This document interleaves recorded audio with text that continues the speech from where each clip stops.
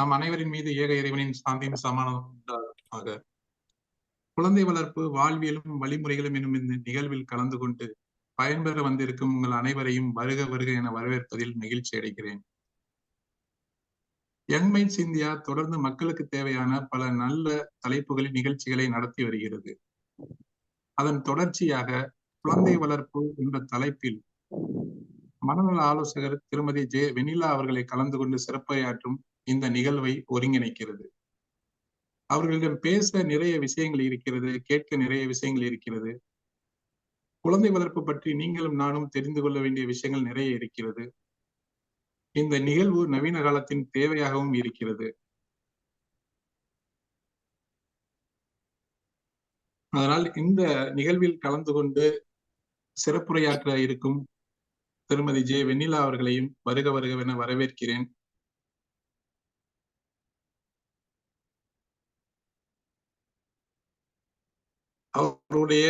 அவர்களுடைய பேச்சை கேட்டிருக்கிறேன். அவருடைய உரையை கேட்க நானும் ஆவலாக இருக்கிறேன். நன்றி, வணக்கம். நன்றி சகோதரர் இப்ராஹிம் அவர்களே. அன்பான சகோதர சகோதரிகளா, இந்த மிக முக்கியமான தலைப்புக்கு ஏன் வெண்ணிலா மேடமை நம்ம கூப்பிட்டுருக்கோம் அப்படின்றத அவங்கள பத்தின ஒரு சின்ன அறிமுகம் கிடைச்சாதான் நமக்கு ஒரு தெளிவு கிடைக்கும். அந்த தெளிவுக்காக இந்த அறிமுகத்தை நான் வழங்குறேன். முதல்ல என்னோட பேரு ஜெனிரா. நான் டிவிஎஸ் குழுமத்துல அவுட்ரீச் கவுன்சிலரா வெண்ணிலா மேம் கூட சேர்ந்து கடந்த ஒரு 3 வருட காலமா பயணிச்சுட்டு இருக்கேன். இப்ப வெண்ணிலா மேம் பத்தி சொல்லணும் அப்படின்னு சொன்னா, அவங்களுடைய இளங்கலை படிப்பு அப்படின்னு பார்த்தா அவங்க கணிதத்தை தான் தங்களுடைய இளங்கலை படிப்புல தேர்வு செஞ்சாங்க. அதுக்கப்புறம் சமூக பணிகள் மேல இருந்த அவங்களுடைய ஆர்வமா இல்ல மக்களுக்கு ஏதாவது செய்யணும் அப்படின்ற சிந்தனையா ஏதோ ஒரு சிந்தனை அவங்கள சமூக பணி செய்யறதுக்கான தூண்டுதலை ஏற்படுத்தினதோட அவங்க MSW பர்சியூ பண்ணாங்க. அதுக்கப்புறம் அதோட சேர்ந்து MSc சைக்காலஜியும் பயின்றிருக்காங்க. இது மட்டும் இல்லாம அவங்க PG டிப்ளமா இன் கவுன்சிலிங் அதோட சேர்த்து NLP பிராக்டிஷனராகவும் காக்னிட்டிவ் ஹிப்னோதெரபிஸ்டாவும் இருக்காங்க. ஏறத்தாழ அவங்களுடைய அனுபவ ஆண்டு காலம் அப்படின்னு பார்த்தா 28 ஆண்டு காலங்களுக்கு மேல சமூக பணி ஆற்றிட்டு இருக்காங்க.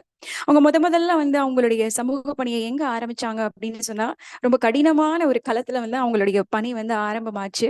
அது எங்க அப்படின்னு சொன்னா, ஆல்கஹால் மதுபானத்தை புனர் நிர்மாணம் செய்யக்கூடிய ஒரு டி அடிக்ஷன் சென்டர்ல தான் அவங்களுடைய களப்பணி ஆரம்பமாச்சு. அதுக்கப்புறம் காச நோயாளிகள் டிபி பேஷண்ட்ஸுக்கான வார்டுல தான் அவங்களுடைய ரிசர்ச் ஒர்க் ஒரு சோஷியல் ஒர்க்கரா ஸ்டார்ட் ஆச்சு. அதுக்கப்புறம் 1998 தான் டிவிஎஸ் குழுமத்தோட அவங்களுடைய பணியை அவங்க ஆரம்பம் செஞ்சாங்க.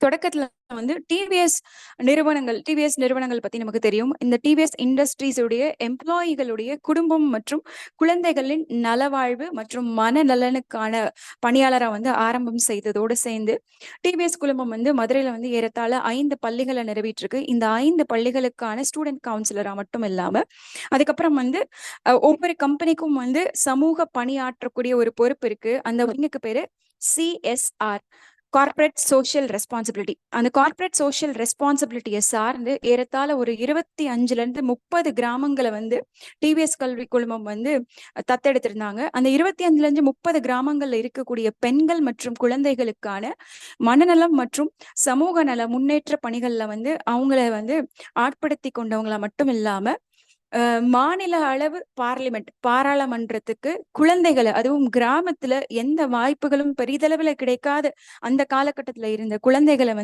மேன்மைப்படுத்திய பொறுப்புலையும் மேம் அவங்களை இணைச்சிட்டாங்க. அதோட சேர்ந்து இப்ப டிவிஎஸ் சார்ந்த மனநல ஆலோசனை மற்றும் பயிற்சி மையமா வெளிச்சம் அப்படின்ற ஒரு குடைக்கு கீழே எல்லா பணிகளும் சேர்ந்து வந்திருக்கு. இப்ப இதுக்கு கீழே பள்ளி குழந்தைகளுக்கு, டிவிஎஸ் பள்ளி குழந்தைகளுக்கு, பெற்றோர்களுக்கு, ஆசிரியர்களுக்கான மனநல மற்றும் ட்ரைனிங் அதோட சேர்ந்து அதுக்கப்புறம் டிவிஎஸ் இண்டஸ்ட்ரீஸுக்குரியது சேர்ந்து டிவிஎஸ் அல்லாத பிற நிறுவனங்களுக்கும் பிற கல்லூரிகளுக்கும் பள்ளிகளுக்குமான அவுட்ரீச் அப்படின்ற இந்த எல்லா விங்கோட சீஃப் கவுன்சிலிங் சர்வீசஸ் ஆஃபீஸரா பணியாற்றிட்டு இருக்காங்க. மேம் கூட பயணிச்ச அந்த அனுபவத்தை வச்சு சொல்லணும் அப்படின்னு சொன்னா, இப்படியும் சில மனிதர்கள் வந்து எளிமையாக இருக்க முடியுமா அப்படின்றதுக்கு ஒரு மிகச்சிறந்த அடையாளமா தான் வந்து மேமுடைய பயணச்ச மனிதர்களுக்கு வந்து அவங்கள பத்தி தெரியும். இன்னைக்கு குழந்தை வளர்ப்புக்கு வந்து ஏன் நம்ம மேம கூப்பிட்டுருக்கோம் அப்படின்னு சொல்லிட்டு ஒரு ஆழமான காரணம் அதுல ஒளிஞ்சிருக்கு. குழந்தைகள் நம்ம எல்லாரும் என்ன நினைப்போம் அப்படின்னு சொன்னா, மரம் அப்படின்றது மனிதன் அப்படின்னா அதோடைய வேர்கள் வந்து பெற்றோர்கள், அதோடைய விழுதுகள் தான் குழந்தைகள். அப்ப வந்து இந்த வேர்கள் தான் இந்த விழுதுகளை பலப்படுத்திட்டு இருக்கு அப்படின்னு சொல்லி நம்ம நினைச்சிட்டு இருக்கோம். ஆனா உண்மை என்ன அப்படின்னு சொன்னா, குழந்தைகள் என்னும் விழுதுகள் வேர்களை வாசிக்கக்கூடிய மனிதர்களாக தான் இருக்காங்க. இப்ப இந்த கண்ணோட்டத்துல இருக்கிறனாலதான் இந்த தலைப்புக்கு வந்து நம்ம வந்து வெண்ணிலா மாம கூப்பிட்டுருக்கோம். இவங்களுடைய பார்வை எப்பயுமே எப்படி இருக்கும் அப்படின்னு சொன்னா, குழந்தை வளர்ப்பு அப்படின்றது கலைதான். ஆனா அந்த கலையில வந்து பெற்றோர் வந்து குழந்தைகளை கையாள வேண்டிய அவசியம் இல்லை. பெற்றோர் அவர்களே எப்படி கையாளுகிறார்களோ அதை வாசித்துதான் குழந்தைகள் வளர்கிறார்கள் அப்படின்ற இந்த உன்னதமான பார்வையோட இருக்கிறனால வெண்ணிலாமா இந்த தலைப்புல உரையாடுறதுக்கு உங்களை நாங்க அன்போடு அழைக்கிறோம். நீங்க ஆரம்பம் செய்யலாமா? Thank you genera ma'am for your kind words. ரொம்ப அருமையான ஒரு வாய்ப்பு எனக்கு. யங் மைண்ட்ஸ் ஆஃப் இந்தியா இந்த தொண்டு நிறுவனத்தினுடைய நிறைய நிகழ்ச்சிகளை பற்றி நானும் கேள்விப்பட்டிருக்கிறேன். அருமையான நிகழ்ச்சிகளை இவங்க மக்களுக்காக எந்தவித லாப நோக்கம் இல்லாமல் செய்திட்டு இருக்காங்க. அதில் எனக்கு ஒரு வாய்ப்பு கிடைத்தது. நான் ரொம்ப பெருமையாக தான் நினச்சி தான் இந்த செஷனுக்கு வந்திருக்கிறேன். ஸோ அந்த நிறுவனத்தினுடைய இந்த ப்ரோக்ராமை ஒருங்கிணைப்பு பண்ணவங்களுக்கும் இங்கே வருகை தந்திருக்கும் பெற்றோர்கள் மற்றும் வழிகாட்டிகள் சில பேர் இருப்பீங்க. நீங்களுமே டீச்சர்ஸாக இருக்கலாம், கவுன்சிலர்ஸாக இருக்கலாம், சைக்காலஜிஸ்டாக இருக்கலாம், கல்வியாளர்களாக இருக்கலாம். அந்த மாதிரி இருக்கிற வழிகாட்டிகளுக்கும் என்னுடைய வணக்கத்தோட இந்த செஷனுக்குள்ளே போகலாம் அப்படின்னு நினைக்கிறேன். இப்போது ஜெனிரா மேம் சொன்ன மாதிரி குழந்தைகளை வந்து பெற்றோர் எப்படி கையாளுறாங்க அப்படின்றதுக்கு பேர் குழந்தை வளர்ப்பு கிடையாது. குழந்தைங்க முன்னாடி பெற்றோர் அவங்கள எப்படி கையாண்டுக்கிறாங்க அப்படின்றது தான் இப்போ குழந்தை வளர்ப்புடைய பெரிய சவால். ஏன்னா பிள்ளைங்க வந்து டாமினேட் பண்ணிட்டாங்க, பெற்றோர் வந்து தில்லாடிட்டு இருக்காங்க. ஸோ அந்த மாதிரி நிறைய பெற்றோர் வந்து வந்திருக்கிறாங்க கவுன்சிலிங்க்கு. உதாரணமாக பார்த்தீங்கன்னா, சரி ஏன் இந்த நிலைமை அப்படின்னா, நீங்கள் கொஞ்சம் பின்னாடி போய் யோசிச்சு பாருங்களேன். ப்ரெக்னெண்ட்டாக இருக்க டைமில் யார்கிட்டயாவது நான் கேட்டிருக்கேன், ப்ரெக்னெண்ட்டாக இருக்கவட்ட கேட்டா, மேடம் எப்படா பிள்ளை பிறக்கும்னு இருக்கு மேம், வயிற்றுல வச்சுக்கிட்டே அலைய முடியலன்னு சொல்லுவாங்க. குழந்தை பிறந்த உடனே என்ன சொல்லுவாங்க, பேசாமல் வயிற்றுலே இருந்திருக்கலாம் போல, வெளியில் வந்ததுக்கப்புறம் தூங்க கூட முடியல மேடம், நைட்டெல்லாம் அழுதுட்டு இருக்கான் அப்படின்பாங்க.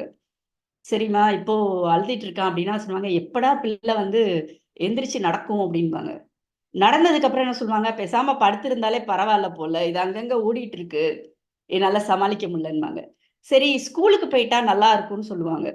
ஸ்கூலுக்கு போனதுக்கு சொல்லுவாங்க, பேசாம வீட்டுக்குள்ளேயே இருந்தா கூட பார்த்துருப்பேன் போல, ஸ்கூல்ல போய் என்னால சமாளிக்க முடியலன்பாங்க. எப்படா காலேஜ் போகும் அப்படின்பாங்க. காலேஜ் போனதுக்கு அப்புறம் கொஞ்சம் எய்த்து பேசலாம் ஆரம்பிச்சிருமா, ஸ்கூல்லே இருந்தாலும் நம்ம சொன்னதெல்லாம் கேட்டுட்டு இருந்தான், காலேஜ் போனதுக்கு அப்புறம் சொல்றதெல்லாம் கேட்கறதே இல்லை. இப்படி வந்து என்ன அடுத்த நிலையை பத்தி தான் நம்ம யோசிச்சுட்டே இருக்கமே தவிர, அந்தந்த நிலையில இருக்கும்போது அந்த சைல்டுஹுட்டுக்கான விஷயங்களை என்ஜாய் பண்ற மனநிலையில பெற்றோர் இல்லை. அதுக்கு காரணம் என்ன அப்படின்னா, அந்த நிலையில இருக்கிற சைல்டுஹுட் சில்ட்ரனுடைய பிஹேவியரை கையாள தெரியாத நிலை, கையாள இயலாமைன்னு கூட வச்சுக்கலாம். அந்த ஒரு இயலாமையை ஃபேஸ் பண்றதுனால அடுத்த நிலைக்கு போயிட்டா நம்ம தப்பிச்சிடலாமே அப்படின்ற ஒரு எண்ணம் தான் இருக்கு. ஐயோ எப்படா இதுல இருந்து தப்பிச்சுக்கிடுவோம், எப்படா அவனா எடுத்து சாப்பிடுவான், எப்படா அவனா கிளம்பி போவான் இப்படின்னு சொல்லி ஒரு தடவையும் அடுத்த விஷயத்தை பத்தி யோசிக்கிறமே தவிர, ப்ரெசன்ட் சிச்சுவேஷன்ல ஏன் எனக்கு இந்த இன்னேபிலிட்டி இருக்கு, இந்த இன்னேபிலிட்டிக்கு நான் என்ன பண்ணிக்கிடணும், நான் என்ன சேஞ்ச் பண்ணணும் அப்படின்றது தெரிய மாட்டுது. நம்ம தான் வெளியில பச்சையா தெரிஞ்சா எனக்கு தலைவலி கம்மியாகும் அப்படின்னு ஒரு உண்மை நிலை இருந்தா, வெளியே தெரியிற பொருள் எல்லாம் பச்சையா மாற்ற முடியாது. நான் தான் கண்ணுல பச்சை கண்ணாடி போடணும், அப்பதான் சரியாகும் நிலைமை. சரியா தெரியிற பொருள் எல்லாம் பச்சையா மாற்ற முடியாது. அந்த மாதிரி எனக்கு என்ன எபிலிட்டியை நான் வளர்த்துக்கிடணும் அப்படின்ற ஒரு விஷயத்தை நோக்கி நம்ம பெற்றோர்கள் நகர்ந்தோம் அப்படின்னா, இந்த குழந்தை வளர்ப்பு வந்து ரொம்ப எளிதாகவும், நம்ம பிலாசபிக்கலா எல்லாரும் சொல்றத கேட்கிறோம் இல்லையா, குழந்தை வளர்ப்புன்றது வந்து என்ஜாய் பண்ணணும், அது ஒரு பெரிய வரம் அப்படிலாம் சொல்றோம் இல்லையா, அந்த ஒரு நிலைமையை வந்து நம்ம உண்மையிலே உணர முடியும் அப்படின்றது தான் என்னுடைய எண்ணம். சரி, அப்படின்னா என்ன பண்ணலாம்? இது வந்து ஒரு உரையாடல் நிகழ்வா தான் எடுத்துட்டு போறதுக்கு நான் விரும்புறேன். ஏன்னா ஜெனிரா மேம் கேக்குதா அப்படின்னும் போது எல்லாரும் உங்க குழந்தைங்க மாதிரியே பிஹேவ் பண்ணீங்க. யாருமே ஆமா இல்லைன்னு பதில் சொல்லல. ஆமா இல்லைன்னு பதில் சொல்லாத போது எதிரில் இருக்கவங்களுக்கு பேசுறதுக்கு என்னன்னு தோணாது இல்லையா? ஸோ ஒரு கையாலாகாத நிலைமையில தான் அடுத்து வந்து அடுத்தடுத்து போலான்ட்டு தோணும். ஸோ அதனால நம்ம குழந்தைகளா இருந்து இந்த விஷயத்த கேட்கணும்னு அவசியம் இல்ல. ஸோ கொஞ்சம் உரையாடலும் செஞ்சா நல்லா இருக்கும்.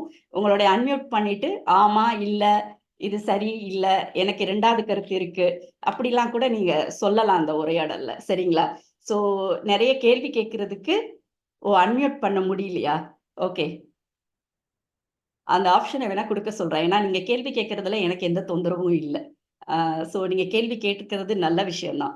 ஸோ அதனால இந்த உரையாடலா இருக்கும்போது நல்லா இருக்கும். அது அது இன்னொன்னு என்ன அப்டின்னா, இத ஒரு சின்ன கதையிலிருந்து ஆரம்பிக்கிறேன். நம்மளுடைய குழந்தைகள பத்தி நம்ம புரிஞ்சுக்கிறதுக்காக ஒரு 40 நிமிடம் உங்களுக்கு வந்து நான் சில விஷயங்கள் சொல்றேன். அதுக்கப்புறம் வந்து எப்படி அத கையாளணும் அப்டின்றதுக்கான நம்ம டீட்டெயிலா பார்க்கலாம். சரி, குழந்தைகளுக்கான ஒரு சின்ன ஒரு ஸ்டோரிலருந்து ஆரம்பிக்கிறேன். ஒரு மலையேற்ற பயிற்சி நடக்க போகுது. அப்போ மலையேற்ற பயிற்சி நடக்குது அப்படின்னா, அ என்னென்னலாம் எடுத்துட்டு போவோம்? உதாரணமா, ஒரு மலையேற்றத்துக்கு போணும் அப்படின்னா என்னென்னலாம் எடுத்துட்டு போவோம்? ஃபுட்டு, ஃபுட்டு, அப்புறம் பாதுகாப்புக்கான ஒரு கம்பு, கம்பு, கருவி, அ கத்தி. அந்த மாரிலாம் எடுத்துட்டு போவோம். சுகுமாருக்கு மட்டும் தான் மொத்த வாய்ப்பு குடுத்த மாரி இருக்கு. மற்றவங்களுக்கு வாய்ப்பு இருக்கு தான். பேசலாம். சரிங்களா? Good evening ma'am. Ma'am rope. Rope, very good. So இந்த மாரி ரோப்பு, சேஃப்டி ஹெல்மெட் 2 டென்ட் என்னங்க sir? Safety helmet helmet, safety helmet. Good. So அந்த மாதிரி விஷயங்கள்லாம் எடுத்துட்டு போவோம். அந்த மாதிரி என்ன பண்ணாங்கன்னா, ஒரு சார் வந்து குழந்தைங்க கிட்ட எல்லாத்தையும் எடுத்துட்டு மலையேற்றத்துக்கு கூட்டிட்டு போறாங்க. அப்போ அப்ப அந்த பிள்ளைங்களுக்கு வந்து சாப்பாடு எல்லாம் இருக்கும்போது, வாட்டர் பாட்டில் எல்லாம் அம்மா எல்லாம் சேர்த்து குடுத்துட்டாங்க. மலை ஏறிட்டே இருக்காங்க. நெறைய சுமையா இருக்கனால பிள்ளைங்க வந்து ரொம்ப சுமையா இருக்கு, ரொம்ப பர்டனா இருக்குன்னு சொல்லிட்டே இருக்காங்க. கொஞ்சம் தூரம் போனோனேயும் கொஞ்சம் நிழல் பகுதி வருது. ஸோ அந்த நிழல் பகுதி வரும்போது, அந்த சார் சொல்றாரு, "இப்ப எல்லாரும் உங்க பேக்க கழட்டுங்க. அதுல இருக்க சாப்பாடெல்லாம் எடுத்து சாப்பிட்டுருங்கன்னு." எல்லாருக்கும் ரொம்ப சந்தோஷமாச்சு. ஆக சுமை குறையுதுன்னு எல்லா பிள்ளைங்க எல்லாம் சாப்பிட்டு முடிச்சுட்டு, பேக்க வந்து எம்ப்டி பண்ணிட்டாங்க. இப்ப எம்ப்டி பண்ணோனேயும் ரொம்ப சந்தோஷமாயிருச்சு. ஆனா சார் வந்து திருப்பி என்ன சொல்றாருன்னா, "இங்க கிடக்கிற கல்லெல்லாம் எடுத்து உன்னோட பேக்ல போட்டு நிரப்பிக்கோன்றாரு." அப்போ பிள்ளைங்களுக்கு என்னடா இப்பதான் ஒரு சுமைய இறக்குனோம். திருப்பி எடுத்து வைக்க சொல்றாரே! கல்லெல்லாம் அப்படின்னு சொல்லிட்டு, சில பிள்ளைங்க என்ன பண்ணாங்கன்னா, கல்ல எடுத்து வச்சாங்க. சார் சொல்லிட்டாரே அப்படின்றதுக்காக. சில பேரு சார் அவங்கள பார்க்கும்போது மட்டும் கல் எடுத்து வச்சுக்கிட்டாங்க. சில பேர் கல் எடுத்து வைக்கிற மாரி நடிச்சாங்க. ஸோ அதுக்கப்புறம் சார் வந்து எல்லாரையும் கூப்பிட்டுட்டு கீழ வந்துட்டாங்க. கீழ வந்ததுக்கப்புறம் அந்த கல்லெல்லாம் கொட்டி பார்க்க சொல்றாங்க. அப்ப அந்த கொட்டி பார்க்கும்போது அந்த கல்லெல்லாம் வந்து விலை மதிப்பு அதிகமா உடைய கற்களா இருந்துச்சு. ஸோ, அதுல எந்த பிள்ளைலாம் வந்து கேள்வி கேட்காம, அதாவது சொன்னோனே நம்ம இந்த விஷயத்த செஞ்சா நல்லா இருக்கும் அப்படின்னு நினைச்சு செஞ்சாங்களோ, அவங்களுக்கு ரொம்ப சந்தோஷம். அந்த சொல்லும்போது மட்டும் சார் பார்க்கும்போது மட்டும் எடுத்து வச்சுக்கிட்டாங்க இல்லையா? அவங்களுக்கு கொஞ்சம் கவலை. ஐய்யய்யோ! நம்ம ஏமாந்துட்டோமே சொல்ட்டு. ஒண்ணுமே எடுக்காத பிள்ளைங்க வந்து அந்நேரம் முழிச்சுக்கிட்டு இருந்தாங்க. என்னடா பண்றது? அப்படின்னு சொல்லிட்டு. ஸோ, நம்ம வீட்ல பார்த்தீங்கன்னா, இந்த மாரி 3 டைப்லயும் குழந்தைங்க இருக்காங்க. அவங்களே சொன்னம்போதெல்லாம் கரெக்ட்டா ஃபாலோ பண்ற குழந்தைங்களும் இருப்பாங்க. நம்ம சொல்லும்போது செய்யற மாதிரி செய்யற பிள்ளைங்களும் இருப்பாங்க. "நீ சொன்னா சொல்றது, நான் என்ன செய்றது?" அப்படின்னு எதுவுமே செய்யாம காலம் கடத்துற குழந்தைங்களும் இருப்பாங்க. இந்த மாரி 3 டைப் ஆஃப் குழந்தைங்களும் இருக்காங்க. இருக்காங்களா? எஸ். இருக்காங்க. ஸோ அப்ப இந்த 3 டைப் குழந்தைங்களுக்கும் ஏத்த மாதிரி தானே இந்த நிகழ்ச்சி இருக்கணும். அந்த அந்த 3 டைப் குழந்தைங்களும் ஏன்னா, சொன்னதெல்லாம் செய்யற ஒபீடியன்ட்டான குழந்தைக்கு பிரச்சனை இருக்காது அப்படின்னு நினைக்கிறீங்களா? பிரச்சனை இருக்கும். நெறைய இருக்கும். சொன்னதெல்லாம் செய்றதுனாலயே அவங்களுக்கு வந்து ஒரு வித அடிமைத்தன்மை வந்துரும். அதனாலயும் நெறைய பிரச்சனைகள்லாம் ஃபேஸ் பண்ணுவாங்க. ஸோ இந்த 3 டைப் ஆஃப் குழந்தைங்களுக்கும் நம்ம என்ன மாதிரியான ஒரு வழிமுறைகள கையாளணும் அவங்கள அப்படின்றத தான் நம்ம பார்க்க போறோம். ஆ அதுல பார்த்தீங்க அப்படின்னா, நான் வந்து ஃபர்ஸ்ட்டு உங்களுக்கு தெளிவா சொல்லணுன்றதுக்காக முதல்ல வந்து நர்சரியிலருந்து ஒரு 8வது படிக்கிற வரலும் பிள்ளைங்களுக்கான பிரச்சனைகள்லாம் என்ன இருக்கு அப்படின்றத 2 ஸ்லைட்ல காமிச்சுட்டு, அப்புறம் சில டிப்ஸ் பேசுவோம். அதுக்கப்புறம் ஸ்பெஷல் கெஸ்ட் டீனேஜர்ஸ். அந்த டீனேஜர்ஸை எப்படி கையாளுறோம்? ஏன்னா இதை சொல்லும்போது தான் நிறைய பேரண்ட்ஸ் வந்து கதறுவாங்க. டீனேஜர்ஸ் வந்ததுக்கப்புறம் நிறைய பேர் வந்து சொன்னாங்க, மேடம் நான் பாருங்க இதை இவ்வளோ டேப்லெட் சாப்பிட்றேன், ஏன் தெரியுமா, என் பிள்ளைய கையாளுறது தான் அப்படின்பாங்க. ஸோ அந்த அளவுக்கு ஸ்பெஷல் கெஸ்ட் வந்து டீனேஜர்ஸ். அவங்கள எப்படி கையாளுறது அப்படின்றத தனியாக பார்க்கலாம். சரிங்களா? இப்போ நான் வந்து ஸ்லைடு போடுறேன். அதில் ஏதாவது சந்தேகம் இருந்தாலும் நீங்கள் அப்பயே கேளுங்க.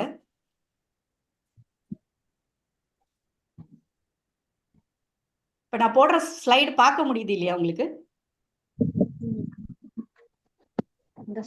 பார்க்க முடியுது. Okay okay. ஸோ நர்சரியில இருந்து ஒரு 4வது வரலும் உள்ள பிள்ளைங்களுக்கு இந்த மாதிரி பிரச்சனைகள்லாம் பார்க்கலாம். அதாவது அம்மாட்ட இருந்து பிரிஞ்சு போய் இது இங்கிலீஷ்ல இருக்கு, நான் தமிழ்லையும் உங்களுக்கு எக்ஸ்பிளைன் பண்ணிடுறேன். தனியா போய் கிளாஸ்ல உட்காராம அலற பிள்ளைங்க, அப்புறம் வந்து எப்ப பாரு அவங்களே கவனிக்கணும்னு நினைக்கிற பிள்ளைங்க, தொடர்ந்து மழலை பேசிட்டே இருக்க பிள்ளைங்க, ஏதாவது ஒரு சில விஷயத்துக்கு ரொம்ப பயப்படுற பிள்ளைங்க. சில பேர் பார்த்தீங்கன்னா ட்ரெயின் சவுண்டு, ஏதாவது ரோட்ல வண்டி போனா பயப்படுவாங்க. ஒரு விஷயமும் சின்ன சின்ன சவுண்டு வந்தா, விசில் சத்தம் கேட்டா அந்த மாதிரி பயப்படுற பிள்ளைங்க இருக்காங்க. சாக் பீஸ் மணல்லாம் எடுத்து சாப்பிட்ற பிள்ளைங்க. ஒரு ஃபர்ஸ்ட் ஸ்டாண்டர்ட் வரலும் ஒரு செகண்ட் தேர்ட் வரையிலும் பெட் வெட்டிங் இருந்தா பரவாயில்ல. அதுக்கு மேலேயும் பெட் வெட்டிங் இருந்தது அப்படின்னா நம்ம பார்க்க வேண்டிய ஒரு விஷயம். லேர்னிங் டிஃபிகல்டிஸ், கற்றலில் குறைபாடு அப்படின்னு தமிழ்ல சொல்லுவோம். என்ன மேடம்? ஓகே, கற்றலில் குறைபாடு அப்படின்னு சொல்லுவோம். அந்த மாதிரியான விஷயங்கள் இருக்கிற பிள்ளைங்க, அதிகமா டிவி மொபைல் யூஸ் பண்ற பிள்ளைங்க. ஒரு டீச்சர்கிட்ட தான் போவேன், அடுத்த கிளாஸ்க்கு வேற டீச்சர் வந்தாங்கன்னா அக்செப்ட் பண்ணிக்கிற மாட்டேன் அப்படின்ற மாதிரி குழந்தைங்களை நிறைய பார்க்கலாம் நீங்க. இதுக்கப்புறம் ஒரு 4வதுக்கு மேல போயிட்டாங்க அப்படின்னா படிக்க உட்காரவே கஷ்டப்படுறவங்க, ஹோம்ஒர்க் முடிக்க மாட்டாங்க, அடிக்கிறவங்க, அடுத்தவங்களை அடிக்க ஆரம்பிப்பாங்க, அப்புறம் நிறைய பேய் கதைகள் வந்து பேச ஆரம்பிப்பாங்க. இந்த ஒரு 13 வயசுக்குள்ள, இந்த ஒரு ஃபர்ஸ்ட் ஸ்டாண்டர்ட் வந்துட்டாங்கன்னா அதுல இருந்து ஒரு 7th ஸ்டாண்டர்ட் படிக்கிற வரையிலும் ஒரு 12 13 வயசு வரலாம் பார்த்தீங்கன்னா நிறைய பேய் கதைகள் நிறைய பேசுவாங்க. டெத்தை பத்தின, சாவு பத்தின பயம் வந்து இந்த வயது பிள்ளைங்க கிட்ட அதிகமா இருக்கு. இந்த நேரத்துல தான் பொய் பேசுறது, திருடுறது, அந்த மாதிரி பழக்கம் இருக்கு. இது வந்து நான் எதையுமே இன்அப்ரோப்ரியேட் பிஹேவியர்னு தான் சொல்லியிருக்கேனே தவிர தவறான பிஹேவியர்ஸ்னு இதுல சொல்லல. முக்கியமா நான் ஏன் பொய் பேசுறது, திருடுறது அப்படின்றத போட்டு தவறான செய்கை இல்லைன்னு சொல்றேன் அப்படின்னா இதுக்கு பின்னாடி காரணம் இருக்கு.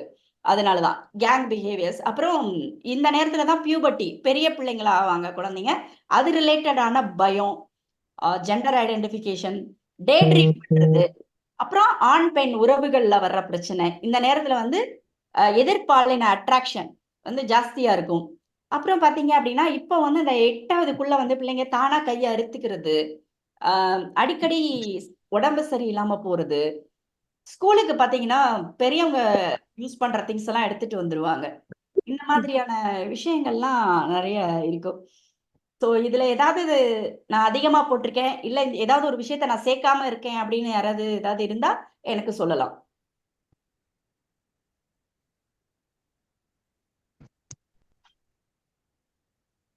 எல்லாமே இருக்கா? மோஸ்ட்லி எல்லாம் கவர் ஆயிருக்கு மேம். கவர் ஆயிருக்கு. Okay sir. மோஸ்ட்லி எல்லாமே கவர் ஆயிருக்கு ma'am. Thank you ma'am, thank you for your response. Okay, ஏன் இந்த மாதிரி குழந்தைங்களுக்கு பிஹேவியர்ஸ் இருக்கு? 2வது குழந்தை பிறந்துருச்சுன்னா இந்த மாதிரி சேட்டையெல்லாம் நிறைய இருக்கும், பார்த்துருக்கீங்களா? ஓகே, ஏன் குழந்தைங்களுக்கு இந்த பிரச்சனை இருக்கு அப்படின்னா, இது வந்து நான் சின்ன குழந்தைங்களை பத்தி பேசுறேன் மேம். 8வதுக்குள்ள 12 வயசுக்குள்ள, சரியா? மோஸ்ட்லி 11 வயசு வரலும்னு வச்சுக்கோங்க. 11 வயசுக்கு மேலேயே WHO வந்து அவங்கள டீனேஜர்ஸ்னு சொல்லிட்டாங்க இப்போ. ஸோ அந்த 11 வயசுக்குள்ள இந்த மாதிரி ரொம்ப அவங்க பிசிக்கலா டயர்டா ஃபீல் பண்ணா இதுல உள்ள பிரச்சனைகள்லாம் வருது. ரொம்ப சந்தோஷமாவும் சந்தோஷம் இல்லாமையும் கோபம் நிறைய இருந்தாலும் இந்த பிரச்சனைகள் வருது. ஏதாவது வீட்டுல புதுசா ஒரு சேஞ்ச் நடக்குது, அதாவது 2வது குழந்தை பிறக்கிறது, இல்ல வேற வீடு மாத்துறது, வேற ஸ்கூலுக்கு போறது, யாராவது வீட்டுல இறந்து போறது, ஏதாவது லாஸ் ஆஃப் ரிலேஷன்ஷிப் இருக்கிறது, அவங்களுக்கு பிடிச்சவங்க, மோஸ்ட்லி பாத்தீங்கன்னா இந்த நேரத்துல பெரியவங்க இறந்து போறாங்க வீட்டுல அப்படின்னா அது வந்து குழந்தைங்களை அப்செட் பண்ணுது.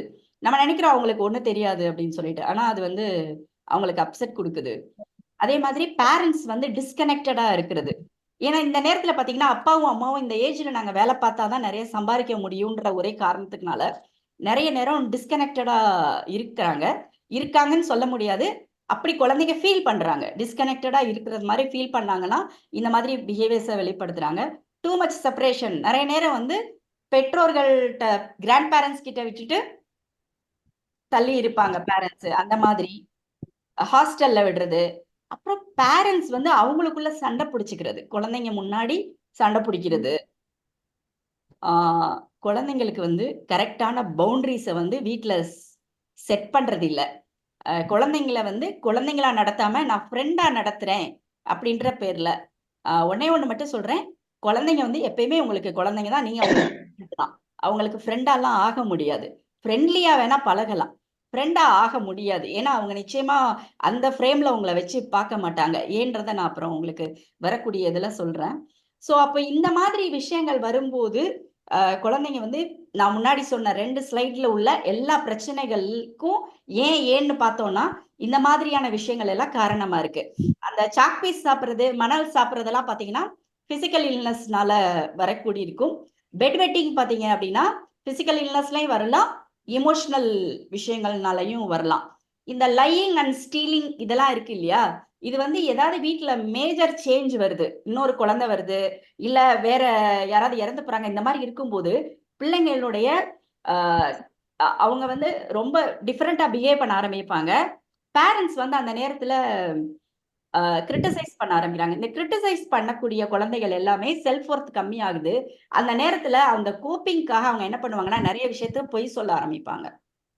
அப்புறம் அவங்களுக்கான ஸ்டீலிங் பழக்கம்ன்றது இதோட சேர்ந்ததுதான். சில விஷயங்களுக்காக அவங்க ஸ்டீலிங் ஆரம்பிக்கிறாங்க, லையிங் ஆரம்பிக்கிறாங்க. இது எல்லாமே வந்து அந்த கோப்பிங் ஸ்கில். சில சிச்சுவேஷன் மாற்றம், சில உறவுகள்ல மாற்றம், வீட்டுல பெரியவங்க வந்து கரெக்டான ரோல் மாடல் இல்லாம சண்டை பிடிக்கிற ஆளா இருக்கிறாங்க.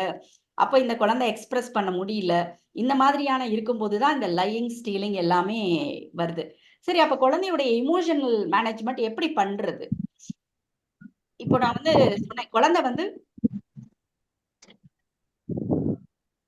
வந்து ஒரு விஷயத்தை பத்தி ரொம்ப பயந்து பாக்குறாங்க அப்படின்னு, சில விஷயத்த பத்தி பயப்படுறாங்க அப்படின்னு சொன்னேன். நம்ம என்ன சொல்லிடுவோம் அப்படின்னா, உதாரணத்துக்கு ஒரு குழந்தை வந்து எனக்கு வந்து ஸ்கூலுக்கு போக பயமா இருக்கு அப்படின்னு சொல்லுதுன்னு வச்சுக்கோங்களேன், என்ன பதில் சொல்லுவீங்க நீங்க? ஸ்கூலுக்கு போக பயமா இருக்குமா அப்படின்னு சொல்றாங்க, என்ன சொல்லுவீங்க? அதெல்லாம் ஒண்ணும் தெரியாது, ஸ்கூல் போயிட்டு ஆகணும். அதெல்லாம் ஒண்ணும் செய்யாதே, பழகிடும் அப்படின்னு சொல்லுவோம். அப்புறம் சாக்லேட் கொடுப்பாங்க. என்னமா? ஸ்கூல்ல டீச்சர் சாக்லேட் எல்லாம் கொடுப்பாங்க, நீ நல்ல பையனா இருந்தா, நல்ல பொண்ணா இருந்தா. டீச்சர்ஸ் வந்து சாக்லேட் எல்லாம் கொடுப்பாங்க, ஃப்ரெண்ட்ஸ் எல்லாம் இருப்பாங்கன்னு சொல்லுவோம், அங்க போய் பாட்டு பாடலாம்னு சொல்லுவோம், விளையாடலாம் சொல்லுவோம். எதுக்கு பயப்படுறாங்க அப்படின்றத கேட்போம். எதுக்கு பயப்படுற அப்படின்னு கேட்போம். குட். அப்புறம் ஸ்கூலுக்கு போ அப்படின்னு ஃபோர்ஸ் பண்ணிடுவோம். ஓகே, நீங்க சொல்ற எல்லா விஷயமும் செய்யலாம். ஆனா எப்ப செய்யணும்னா ஒரு ஸ்டெப்புக்கு அப்புறம் செய்யணும். என்ன ஸ்டெப் அப்படின்னா, அந்த குழந்தையோட பயத்தை அக்னாலேஜ் பண்ணணும். அக்னாலேஜ் பண்றதுன்னா, ஆமாமா ஸ்கூலுக்கு போறதுன்னா பயம்தான் இல்லை அப்படின்னு அக்னாலேஜ் பண்ணணும். இதெல்லாம் பயம் கிடையாதுன்னு சொல்லக்கூடாது. நீ ஆமா இது வந்து பயம்தான் இல்லை உனக்கு அப்படின்னு சொல்லணும். அப்ப என்னன்னா, நீங்க அந்த பயத்தை நீங்க அக்னாலேஜ் பண்ணலைன்னா அது என்ன செய்யும்னா, நீங்க அவங்க பயத்தை புரிஞ்சுக்கலன்றதுக்காக டிஃப்ரெண்டா அதை ப்ரொஜெக்ட் பண்ண ஆரம்பிக்கும். அப்பதான் அழுது கத்தி சொல்லும், அப்புறம் வேற மாதிரி சொல்ல ஆரம்பிக்கும். அப்ப நம்ம என்ன பண்ணிடுறோம்னா இரிட்டேட் ஆயிரும். அது சொல்ற ஒரே விஷயம்னா, ப்ளீஸ் அண்டர்ஸ்டாண்ட் மீ, என்னுடைய பயத்தை இப்ப நம்ம என்ன செய்யணும் அப்படின்னா, அந்த அந்த பயத்தை அக்னாலேஜ் பண்ணணும். இப்போ நான் ஒரே ஒரு எக்ஸாம்பிள் மட்டும் சொல்றேன். ஒரு பாப்பா வந்து டாக பார்த்து பயப்படுது. உடனே அவங்க அம்மா என்ன சொல்லுவாங்க, ஓ உண்மையிலே அது ரொம்ப பயம்தான் இல்ல, டாக் ரொம்ப பயமா தான் இருக்கு அப்படின்னோனையும் அந்த பாப்பாக்கு ஓ அம்மாக்கு என்னைய புரிஞ்சிருச்சு அப்படின்னு சொல்லி அது கொஞ்சம் அதோடைய அந்த இன்டென்சிட்டி, அந்த பயப்படுதுல அதோட இன்டென்சிட்டி வந்து கொஞ்சம் குறையும். அதுக்கப்புறம் என்ன பண்ணணும்னா, ஓகே நான் உன் கூட இருக்கேன் அப்படின்னு அதை அஷ்யூர் பண்றோம். நான் உன் கூட இருக்கேன் அப்படின்னு சப்போர்ட் பண்றோம். அதுக்கப்புறம் சொல்லணும், ஓகே நம்ம இப்ப என்ன பண்ணலாம்னா, நானும் போப்பான்னு சொல்றேன், நீயும் போப்பான்னு சொல்லு அப்படின்னு சொல்லி ஜாயிண்டா அந்த ப்ராப்ளத்தை எப்படி சால்வ் பண்றதுன்னு சொல்லி கொடுக்குறோம். அப்ப அதுவும் சொல்லணும், கோ அவேன்னு சொல்லணும், நம்மளும் கோ அவே சொல்றோம். அதுக்கப்புறம் வந்து பாத்தீங்க அப்படின்னா குழந்தைக்கு வந்து ஓகே ஒரு பயம் வந்துச்சுன்னா நான் வந்து ப்ராப்ளம் சால்விங்க்கு போகணுன்ற ஒரு விஷயம் வருமே தவிர அந்த பயத்திலேயே பிடிச்சுக்கிட்டு நிக்கணும் அப்படின்றது இருக்காது. எப்பயுமே அந்த என்ன பயமாவும் இருக்கட்டும், அது வந்து எக்ஸாம் பயமா இருக்கட்டும், இல்ல யாரோ ஒரு டீச்சர் அடிக்கிறாங்க அப்படின்னு சொல்லட்டும், நீங்க அதை நியாயமா இருக்கணும்னு நினைக்காதீங்க. அது சொல்றது என்னது, இதுக்கெல்லாமா பயப்படலாம், இது பரீட்சைக்கான பயப்படுற, அதெல்லாம் போய் எழுதிட்டு வாடா அப்படி சொல்லாதீங்க. பரீட்சைக்கு போறதுன்றது பயம்தான் தம்பி. ஓகே எனக்கு புரியுது. ஓகே நான் கூட தான் இருக்கேன். நீ என்ன படிக்கணுமோ படி, நான் கூட இருக்கேன். நீங்க ஃபர்ஸ்ட் பயம்தான் அப்படின்னு நீங்க அக்னாலேஜ் பண்ணிட்டீங்கனாலே அந்த இன்டென்சிட்டி கொஞ்சம் குறைஞ்சிரும். அதுக்கப்புறம் நீங்க சொல்ற எல்லாத்தையும் சொல்லலாம். ஓகே நீ வந்து ஏன் பயப்படுற, பயப்படுறதுக்கு இதெல்லாம் நான் உனக்கு ஹெல்ப் பண்றேன், இந்த மாதிரி நீங்க சொன்னீங்க இல்லையா, எல்லா விஷயத்தையும் அதுக்கப்புறம் சொல்லுங்க.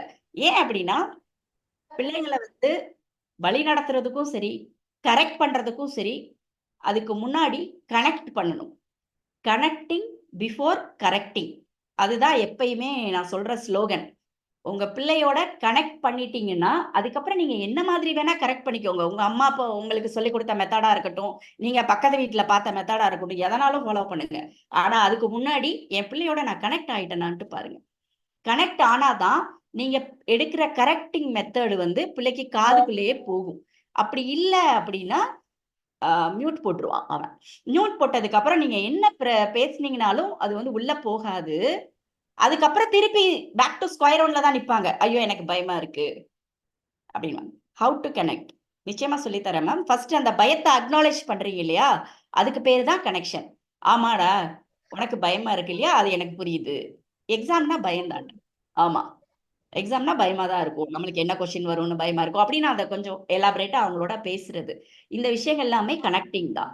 இன்னும் நான் டீனேஜர்ஸ் பத்தி சொல்லல, ஹவு டு கனெக்ட்ன்றது உங்களுக்கு இன்னும் விரிவா புரியும்.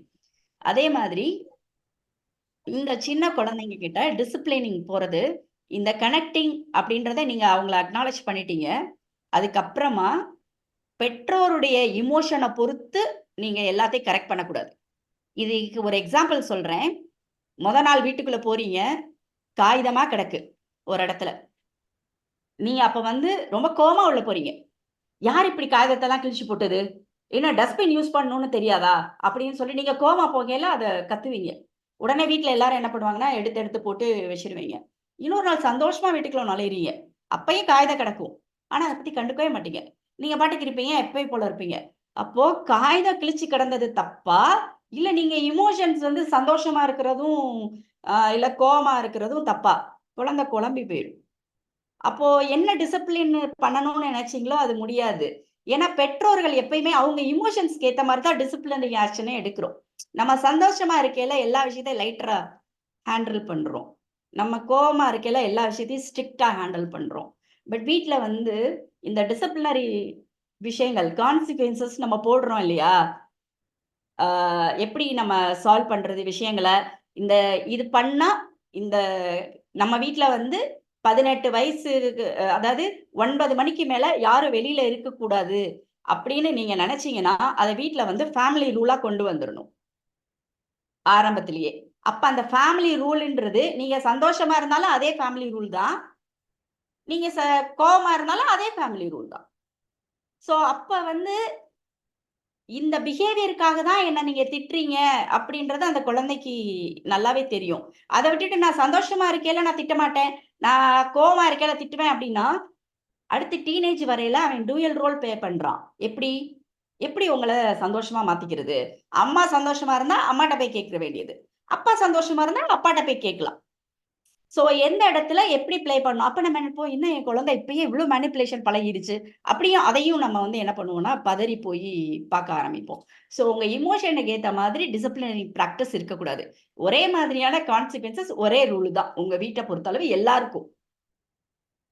சரியா? அது வந்து உங்க வீட்டை பொறுத்தளவுக்கு, உங்களுடைய கல்ச்சுரல் பேக்ரவுண்ட பொறுத்தளவுக்கு, உங்களுடைய வீட்டுல என்ன பிராக்டிக்கலா ஒத்து வருமோ அந்த மாதிரி ரூல்ஸை நீங்க செட் பண்ணிக்கோங்க.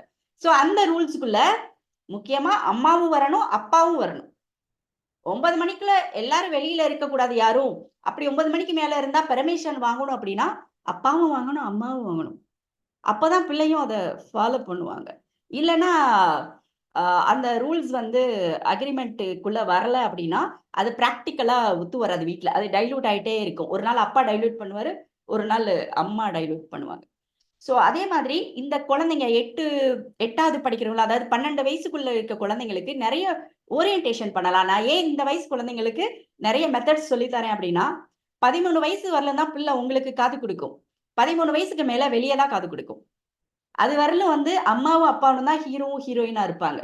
அதுக்கு மேல வந்து வெளியில வந்து சினிமா நடிகர்கள் இருக்கலாம், தலைவர்கள் இருக்கலாம், ஸ்கூல் டீச்சர்ஸ் இருக்கலாம். எல்லாருமே அவங்களுக்கு வந்து ரோல் மாடலா மாறலாம். ஃப்ரெண்ட்ஸ் சொல்றது தான் வேத வாக்கா கூட மாறிடும் 13 வயசுக்கு அப்புறம். அதுக்கு முன்னாடி வரையிலும் நீங்க கொடுக்குற இன்புட் தான் அவனோட வேல்யூஸா மாறுது. ஸோ இந்த 13 வயசுக்குள்ள இந்த ரூல்ஸ் எல்லாம் வீட்டுல கொண்டு வந்துட்டீங்க அப்படின்னா, அதுக்கப்புறம் வந்து அந்த சிஸ்டம்ல உள்ள அந்த விஷயங்களே அவனை வந்து நல்ல வழியில தான் நடத்திட்டு போயிட்டே இருக்கும். என்னதான் பியர் பிரஷர் இருந்தா கூட என் வீட்டு ரூலை மீற முடியாது அப்படின்றது இருக்கும். இன்னொன்னு, இந்த குழந்தைங்கள்ல அடம் பிடிக்கிறது. சில பேர் சொல்லுவாங்க, வெளியில வாங்குறதுக்கு போயிட்டோன்னு வச்சுக்கோங்க, ஷாப்பிங் போனா கூட அது வேணும்னு கேட்டு அழுகிறாங்க மேடம். அந்த நேரத்துல என்ன பண்றது அப்படின்னு சொல்றாங்க. நான் என்ன சொல்றேன்னா, ஓரியன்டேஷன் கொடுத்து கூட்டு போகணும். எப்படி ஓரியன்டேஷன்? இப்போ ஒண்ணும் இல்ல. வீட்ல வந்து இன்னைக்கு ஷாப்பிங் போறோம். எதுக்காக போறோம்? இல்ல இன்னைக்கு வந்து தம்பிக்கு வந்து அடுத்த வாரம் பிறந்த நாள் வருது. அவனுக்கு ஷர்ட் வாங்க போறோம் அப்படின்னா, அந்த விஷயத்த மட்டும் பார்க்கணும். ஷர்ட்ட பார்த்துட்டு அம்மா அங்க ஒரு கர்ஷீஃப் நல்லா இருக்கு, அப்பா அந்த பெல்ட் நல்லா இருக்கு. சோ அந்த மாதிரி போய் பார்க்க கூடாது. அப்ப என்ன பண்ணணும்னா, பிள்ளைக்கு என்னன்னா நானும் ஒண்ணு பார்க்கலாம் அப்படின்னு குழந்தைங்க சொன்னாரு. சரிங்களா? சோ நம்ம இந்த ஓரியன்டேஷனை கரெக்டா வச்சுக்கிட்டோம் கையில வந்து 1.5 மாசம் கழிச்சுன்னா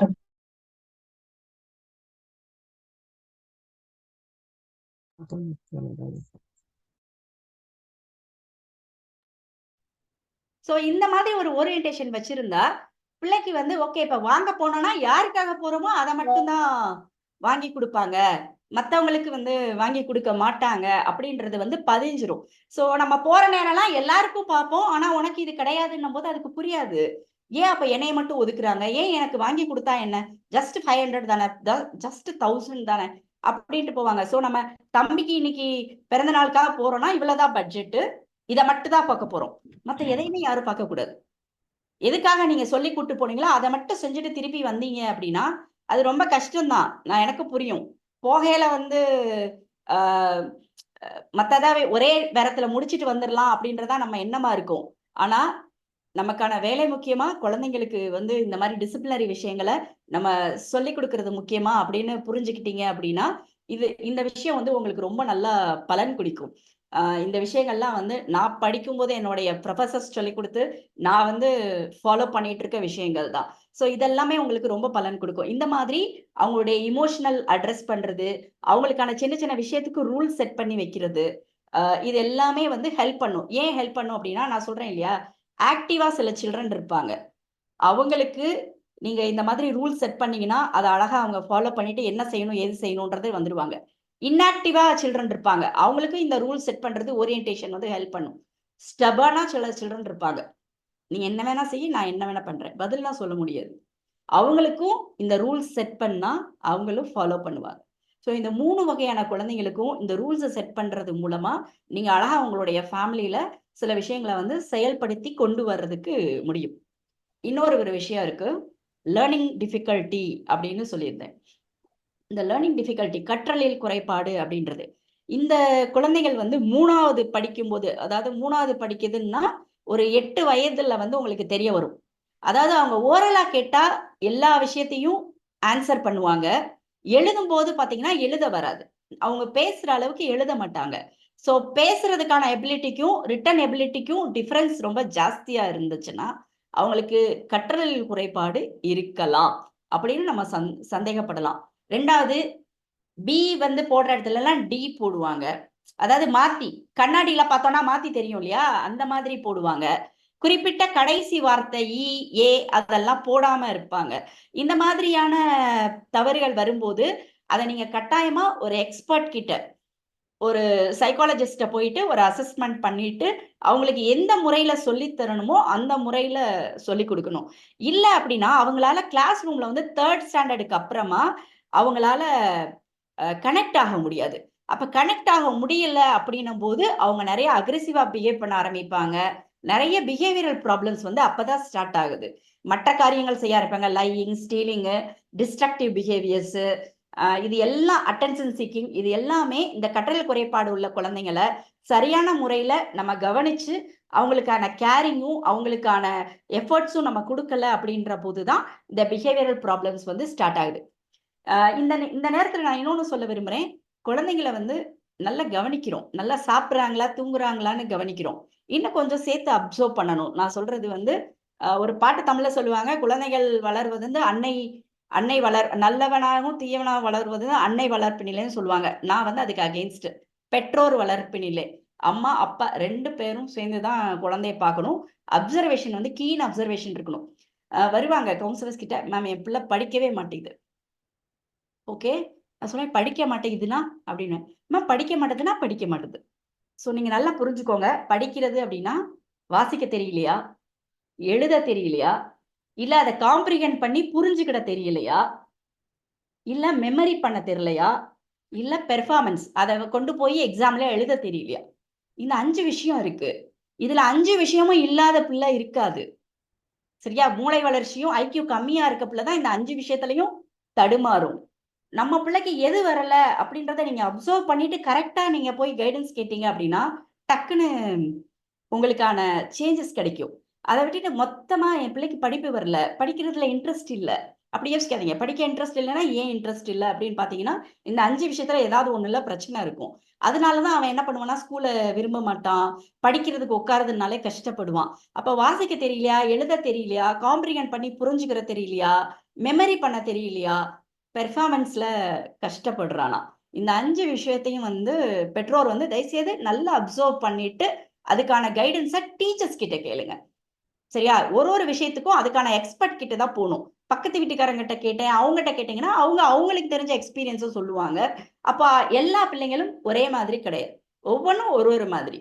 ஸோ உங்களுக்கு இருக்க திறமை பக்கத்து வீட்டு பிள்ளைக்கு இருக்காது, அடுத்த வீட்டு பிள்ளைக்கு இருக்காது. ஸோ நீங்க அதற்கான எக்ஸ்பர்ட் கிட்ட கேட்டீங்கன்னா தான் கரெக்டான கைடன்ஸ் கிடைக்கும். டீச்சர்ஸ் கிட்ட கேளுங்க, சைக்காலஜிஸ்ட கேளுங்க, அவங்க ஸ்பெஷல் எஜுகேட்டர்ஸ்னு சில பேர் இருப்பாங்க, அவங்க கிட்ட கேளுங்க. அவங்க வந்து உங்களுக்கான சரியான கைடன்ஸை கொடுக்க முடியும். சரியா? இது எல்லாமே வந்து பிரைமரி சில்ட்ரனுக்கான பிரச்சனைகளை இவ்வளவு நேரம் சொன்னேன். இதுக்கப்புறமா டீனேஜர்ஸ்க்கு வரலாம்.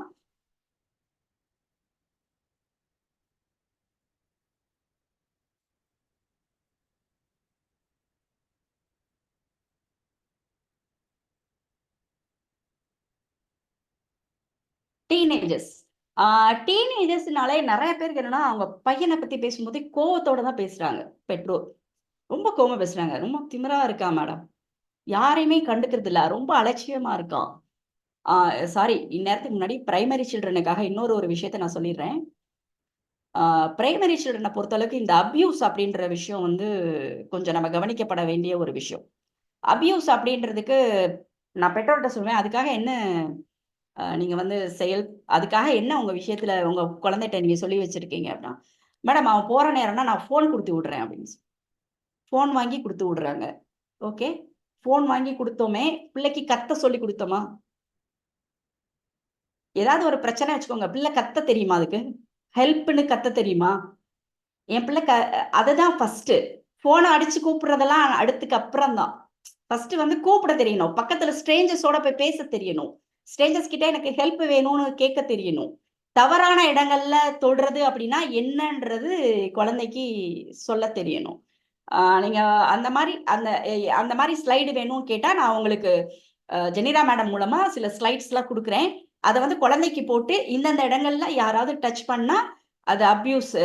ஸோ அந்த மாதிரி இருந்தா நீ வந்து உறக்க சொல்லு, வெளியில வந்து என்கிட்ட சொல்லு அப்படின்னு நீங்க சொல்லி கொடுங்க.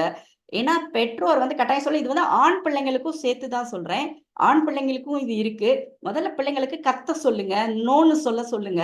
அதுக்கப்புறமா செல்போன் எல்லாம் வாங்கி கொடுங்க. செல்போனை விட்டு செல்போன்னால எந்தவித பாதுகாப்பும் கிடைக்க போறது இல்லை. பிள்ளைங்க கத்துறது மூலமாவும் தைரியம் மூலமாவும் ஹெல்ப் கேட்க தெரிங்கிற ஆட்டிடியூடு மூலமா தான் பிள்ளைங்க பாதுகாப்பா இருக்க முடியும். தெளிவான இன்ஃபர்மேஷனும் குழந்தைங்களுக்கு கொடுக்கணும். ஓகே, இப்போ டீனேஜர்ஸ்க்கு வருவோம். டீனேஜர்ஸை பொறுத்த அளவுக்கு நிறைய கோபத்தோட தான் பெற்றோர் பாக்குறாங்க. சில பெற்றோர் பெருமையா பாக்குறாங்க, என் பிள்ளை வந்து சொன்னதை படிக்குது அப்படின்னு சொல்லிட்டு. ஓகே, சொல்றதை படிக்கிற பிள்ளையும் மற்ற பிள்ளைங்களுக்கும் என்ன பிரச்சனைகள்லாம் இருக்கு அப்படின்றத பார்ப்போம். டீனேஜ் பிரெயினை பொறுத்த அளவுக்கு எப்பயுமே அண்டர் கன்ஸ்ட்ரக்ஷன் தான். அண்டர் கன்ஸ்ட்ரக்ஷன் அப்படின்னா என்ன? மூளை வளராம இருக்குமா அப்படின்னா, மூளை வந்து ஃபுல்லா வளர்ந்திருக்காது மீன்ஸ் ஃபுல்லா ஆக்டிவேட் ஆயிருக்காது. என்ன விஷயங்கள்லாம் ஆக்டிவேட் ஆயிருக்காது? அதுக்கு முன்னாடி குழந்தைங்கள்ட்ட என்ன மாதிரி பிரச்சனைகள்லாம் இருக்குது இந்த நேரத்துல? எதிர்காலம் குறித்து பேசினாலே அவங்களுக்கு பிடிக்காது, ஒரு மாதிரி படபடான்னு இருப்பாங்க. அதெல்லாம் எனக்கு தெரியாது. ஆக்சுவலா நான் வந்து பிஹெச்டி பண்ணிட்டு இருக்கேன் இப்போ அடலசன்ஸ் உடைய லைஃப் ஸ்டைல் வச்சு. அதுல பாத்தீங்கன்னா 6வது படிக்கும்போது என்ன ஆகணும்னா நான் மிலிட்டரியில சேரணும்னு சொல்றான், 7வது படிக்கணும் வக்கீல் ஆகணும்னு சொல்றான், 8வதுல டாக்டர் ஆகணும்னு சொல்லுது. இந்த 9வது 10வது வந்தோடனே நோ ஐடியா.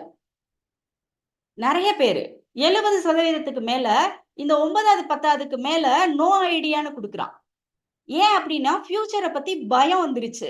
நான் ஏதாவது நினைச்சா அது நடக்குமா நடக்காதா, அதை டிக்ளேர் பண்ணி நான் எதுக்கு அவமானப்படணும் அப்படின்ற பயம் வந்து நிறைய இருக்குன்றது அந்த ஒரு கொஸ்டின் மூலமாவே நான் தெரிஞ்சுக்கிட்டேன். ஸோ ஃபியூச்சர் ஆன்சைட்டி வந்து நிறைய இருக்கு. அதே மாதிரி எக்ஸாமை பத்தின நெகட்டிவிட்டி ஜாஸ்தியா இருக்கு. ஆப்போசிட் ஜெண்டர் அட்ராக்ஷன் நிறைய இருக்கு. பாடி இமேஜ் இதுதான் பெரிய பெரிய பெரிய ப்ராப்ளம். நான் குட்டையா இருக்கேன், வளர்த்தியா இருக்கேன், குண்டா இருக்கேன், ஒல்லியா இருக்கேன், முடி கம்மியா இருக்கு, முடி நிறைய இருக்கு, கண்ணு நல்லா இருக்கு, நல்லா இல்லை, இந்த மாதிரி நிறைய விஷயங்கள். அப்புறம் சோஷியல் மீடியான்றது அவுட்லெட் தான், அது வந்து காரணம் கிடையாது. தென் கான்ஃப்ளிக்ட், பேரண்ட்ஸோட கான்ஃப்ளிக்ட், டீச்சர்ஸோட கான்ஃப்ளிக்ட், ஃப்ரெண்ட்ஸோடையும் பிரச்சனைகள் இருக்கு. நிறைய சூசைடல் தாட், நிறைய யங்ஸ்டர்ஸ் தான் சூசைட் பண்ணிக்கிறாங்க மேடம் இப்போ. அதே மாதிரி லோன்லினஸ், அப்புறம் நிறைய அடிக்ஷன்.